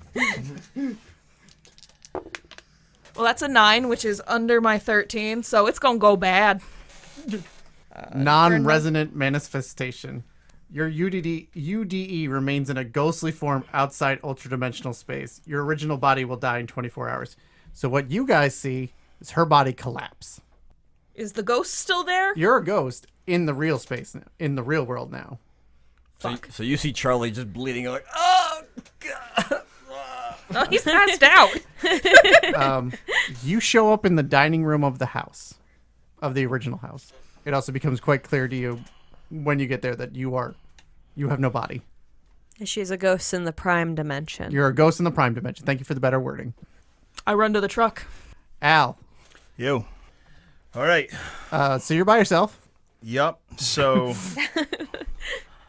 I'm going to quick pull the quantum syzygy simulant rocket and fire off a shot. How many weapons do you have? I packed a lot of weapons. He hasn't brought out the Telefunken U-47 yet. 14. Hell yeah. Yeah, bro. Which will double into 28 damage. You rocket this thing in the chest. It explodes. It loses parts of its limbs and everything else like that. It gathers itself back up to try to stab you. Okay. How's everybody doing over there? Oh, he's reforming. Only one person can hear you, and they it's can't you. respond. I don't know any of this, dude. Yeah, I know. And at that moment is when you see running across the tops of the statues to come down and double claw / knuck this thing. I kind of pause like, what the? Oh. What'd you get? That is... Yeah, that's 13. That sounds under. Yeah. Normally... She's double. Yeah. Now half that. So she's just double. Thank you. Right, You said but- that far quicker. It's 26. Doc, you're in the real world. For clarification, do we have a way of yeeting the ghost back to its correct body? The only person that might be able to do that is you. That's why I'm asking you. Is that a thing I know how to do? Maybe is the answer. Sounds like I'm going to roll for it. Currently, your biggest problem is your body's not in the same dimension as you. I know. But Charlie's a node for things going back and forth, right? Charlie is an Everett node. That's correct. And the veil's a little thinner. And I did accidentally crack the barrier between worlds. So you know that Charlie seems to be in a closet upstairs. Because you can tell because you're now kind of an ultra-dimensional being. So Yep. you know where Charlie is. All right, I'm going to go find Charlie and try not to think too hard about the ethical morality of using my buddy to yeet myself interdimensionally. We're buddies? I used your name, man. I don't use names for people because they get hurt when I get on a first name basis. Case in point. Okay.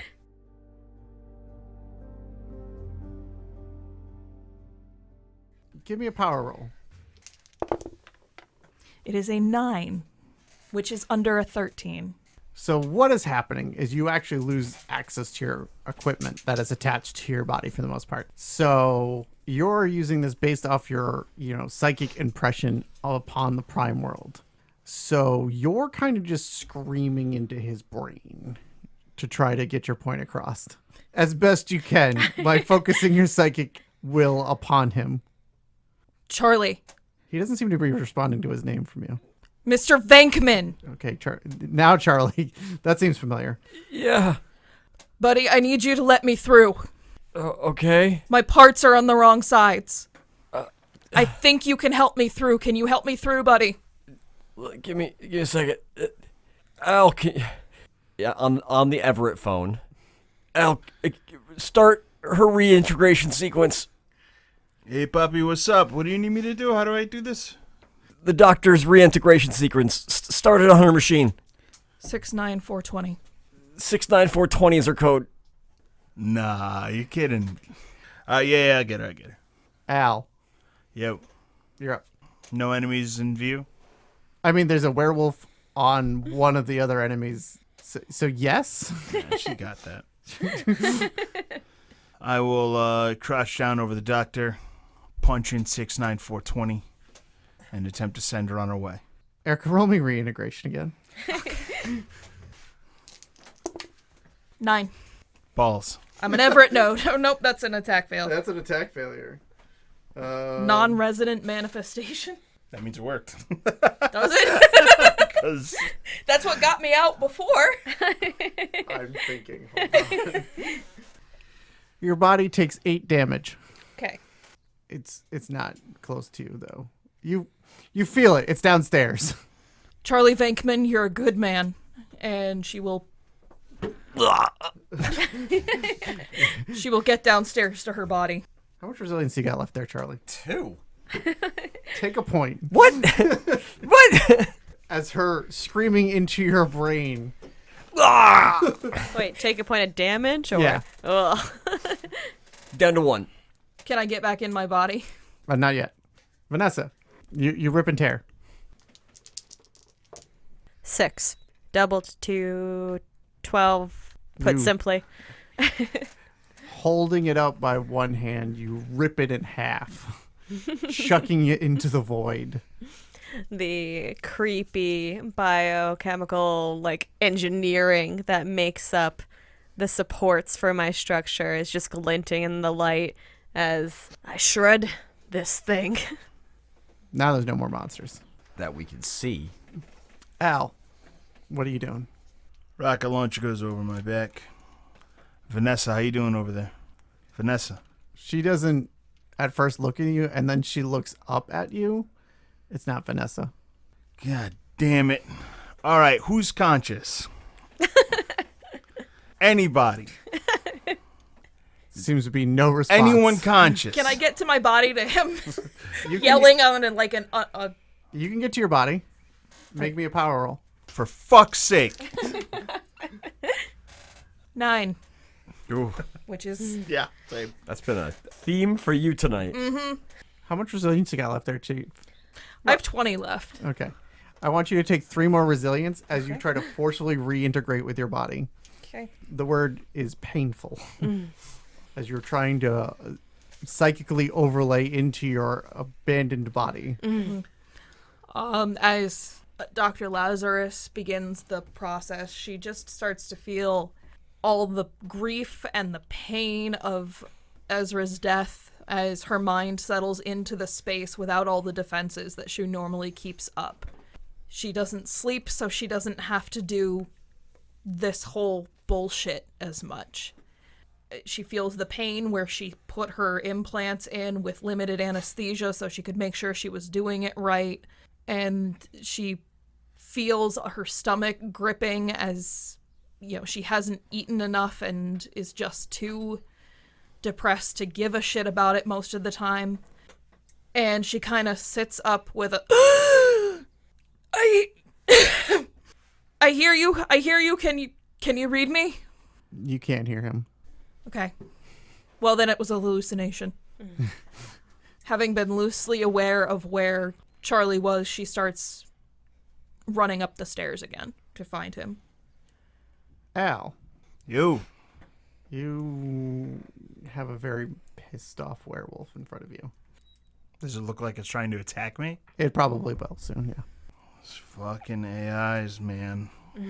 It's like the parts of Vanessa that had survived as they should in your prime dimension just seem like they're getting swallowed up by whatever this dimension's done to her, and the AI seems to be fueling it. I don't remember. Was it said whether or not she can get out of it? No. You do know that she had done it before. That had been mentioned. Well, I'm not going to just shoot her. All right. So instead, I'm just going to attempt to step back.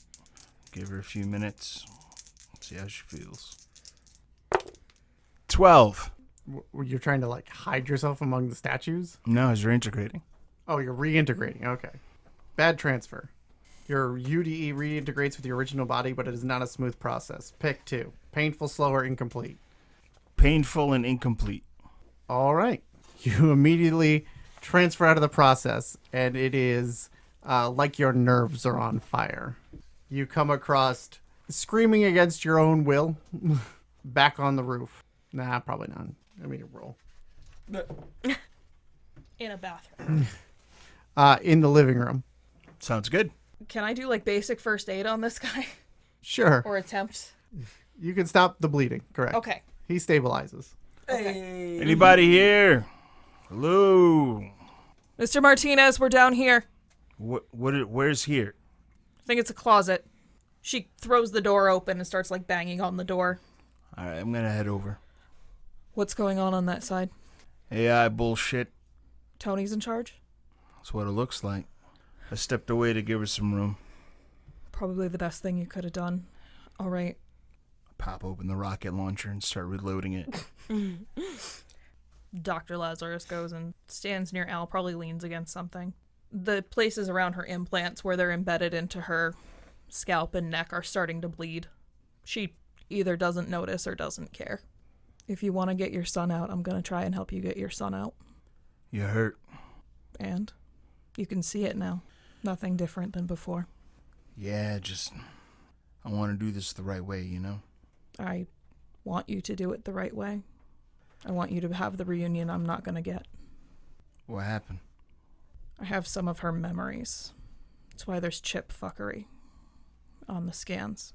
There's a little known aspect. I wasn't really sure it was going to do anything, except maybe make me feel a little closer to her. But there's some of her memories in the chip. I see them more clearly when I'm over here. It was something not unlike what we faced just now. But she came back, and her last memory was that she wanted to see my face one more time, and I couldn't get there fast enough before she died. Damn. I'm sorry I had to go through all that. This whole company kind of makes a mess and doesn't really take any responsibility for it. They're trying to put Band-Aids on a gunshot wound. It's sort of like the equivalent of kids playing in the yard, someone falls, breaks their arm, and someone starts yelling to get some leaves. I'm gonna be real with you. I don't know which side's responsible for making these holes. I don't either. Sometimes, you know, a company tells you that it's the Band-Aid, but it's really the knife. Yep. I don't believe that Director Edwards is completely forthright. I think there's probably some dark lexicon of dirty company secrets that they're keeping. Definitely. You see, I think that maybe the experiment isn't about what goes on in Dimension X. I think the experiments are what happens to us. I'm also not sure Dimension X is actually an other. He does a with his hands, like pantomiming his brain exploding, mind being blown. So what happens now? How do we do this? I don't think it can be us alone. I don't think it can be one cell. But until we have more cells working towards a similar goal, and people are notoriously hard to govern without a singular cause. Hence, Director Edwards probably sitting on a book of secrets. Not literally, but I think we keep looking. We keep learning. And not ideally, maybe we have to go native. It's fair. Why don't we get Vanessa? She should be ready about this point. Check on Charlie, and we get this boss on the horn and let him know. You need to do this, or we're leaving this place unmonitored. Fuck you, buddy. Don't leave these people abandoned. What would be the end goal of that? Let's get them help. Men like him don't take well to my way or the highway. Yeah, I think it's his road. He picked it. I think we get him on the phone. We tell him he has something that he needs to see. I'll put it this way. If I got on the phone with him, I'm going to cuss this motherfucker out and tell him to get help. So why don't somebody else talk to him? My thought. We tell him we have things we can't say until he sees it. And then he suffers an unfortunate accident. And then we get someone in place who can actually help. You want to... Well, shit, man. I was talking about, like, quit my job or something. I wasn't going to go that hard. That's stone cold. My wife was a golden retriever where I am a street cat. She was everyone's friend. She made me better. And without her, I don't belong in this world anymore. Well, what does she want you to do about this? Doesn't matter what she wants. She's dead. Yeah, I'm here. I'm asking. I know what she wants. I know what she died for. She probably wouldn't want you killing someone. I think that's a compromise you can make. I'll tell you what. If he's a person, I'm not going to kill him. Whatever, we'll just rough him up. It's fine. If he's one of those things... You think he might be one of those things? Fuck. No, I thought he was just some fucking douchey white guy or some shit. He can be both. Nah. No. You are either smug white guy who doesn't know what he's doing, or you are extra-dimensional. I don't even know how to describe that shit. One of these things I can describe. I don't think Ezra would be against me killing a douchey white man, but I already made my bargain with you. If he's a human... Yeah, that's the bargain. If this guy's human, we're not hurting anybody. But my end goal is that we get all those people out. Yeah. And I personally don't care what I have to do to get it. We rough him up a little, but that's the line. Nothing like a sucker punch. Shrivel his balls. Nah, what is going on? No. Just, I'll take care of the roughing up if it comes to it. That's probably fair. Good cop, bad cop. Yeah, we should probably have Charlie do the phone call. Charlie, what the hell? What is happening to Charlie? Charlie's a little hurt right now. I wasn't going to make him talk. After your conversation, you find Charlie in a closet, bandaged up. Well, I haven't left him to go talk. It felt like you went down. You specifically said did. you went downstairs to Al. Okay, so I left Charlie to rest. Well, I probably gave him some yeah, drugs, and yeah. I have his stats that I'm monitoring. The fuck happened to Charlie? I happened a little bit to Charlie, but most of I it was got the other stabbed and foamed, and acid foamed. and I kind of used him to get back to my body.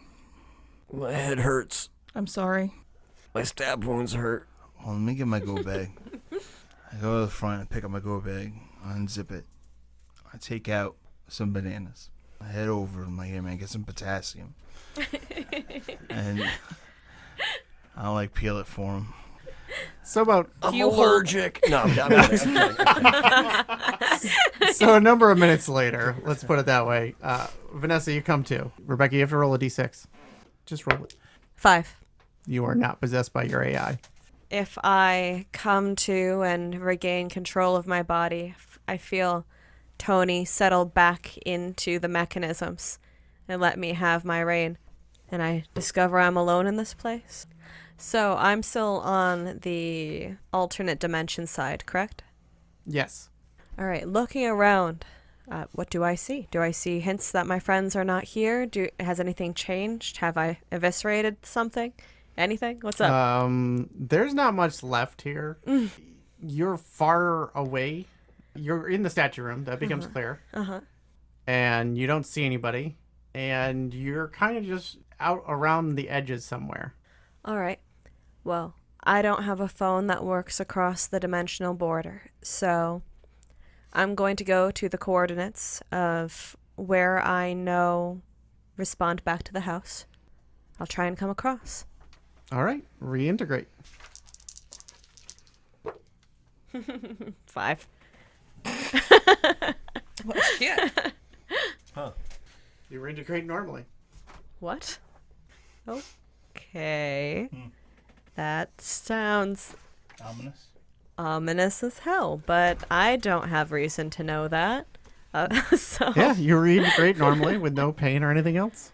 actually, I do have reason to know that. I've done this quite a few times. How many times has it been normal? Almost none. I do have reason to be suspicious. No, you're just getting good at it With now. your number of equipment on you, yeah, almost none. Feeling no shift in myself, I would like to examine myself to see if I can tell what happened. You seem to be fine, other than, the wounds you took previously. Clearly perturbed, but more herself again.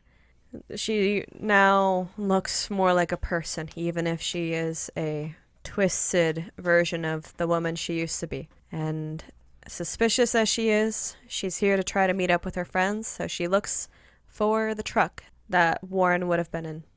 So you're inside the house. You're up in the attic, and you're pretty sure your communications will work on the side Okay. in short range. Then I will radio in, and I say, "Is anyone there?" We read you. Good to hear. Where are you? Downstairs. Yeah, I'm going to transport Charlie to the van. I'll probably hear the noises of footsteps and getting the retrieval noises as well out of the closet. So I think I can join up with people if that's cool. Yeah. So you guys get back into the box truck. Hey, Vanessa. Yeah. I believe I owe you the front seat. Are you sure? You're pretty torn up. Yeah, I'm good. Don't worry. And Vanessa claims shotgun as her right. In the back of the truck. He climbs to the back. Oh, God, my back. I'm gonna have a lot of questions about what happened in the meantime, but I feel like we can leave that for when we're less bloody. Dr. Lazarus pulls out like a fleece blanket with the Vassar logo on it and wraps it around herself and kind of sits on the bench. She pulls out another one for each of the guys. When we get back, let's call this fucker. Get help for everyone. Good idea. Anybody got a beer? That's Check later cooler. tonight, man. Hey, you got a date to get freshened up for. At least we all made it back. We did. Home in the same day. And with that, you guys drive off back to Woodford and your HQ and your little houses. But underneath your box truck, clinging to it, brought back inadvertently by Vanessa. When I failed that roll When with you- that 5. Yes, Through the thinned veil. through the thin veil And I helped. is the protoplasmic goo moving into position, waiting for its opportunity, Forming little tentacles. forming little tentacles. Ugh. And that's been the Crushers. Wacky fun, guys. Wacky fun.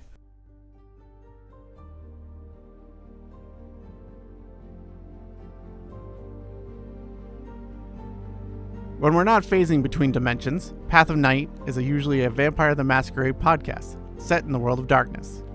Avelardo, Al Martinez, was played by Lex Lopez. Charlie Venkmen was played by Garrett Gabby. Dr. Euphemia Penta-Lazarus was played by Erica Webb. Vanessa Byron was played by Rebecca Steigelfest. I'm your storyteller, Tim Davis. Recording by Rebecca Steigelfest. Editing by Rebecca Steigelfest. The music used was When You're With Me by Grand_Project. You can find them on Pixabay. The Crushers was written by Jason Morningstar and edited by Steve Sedgety. You can find the game available at Bully Pulpit Games. Make sure to subscribe to Path of Night on Spotify, Apple Podcasts, or wherever you get your podcasts. You can help support the show at ko-fi.com/pathofnight. Follow also on Twitter at Path of Night Pod, Facebook at facebook.com/pathofnightpodcast, or email us at pathofnightpodcast@gmail.com. See you next time, agents. Marcations? Sorry, physical marks. No, it's a science term. It's a sciencey thing.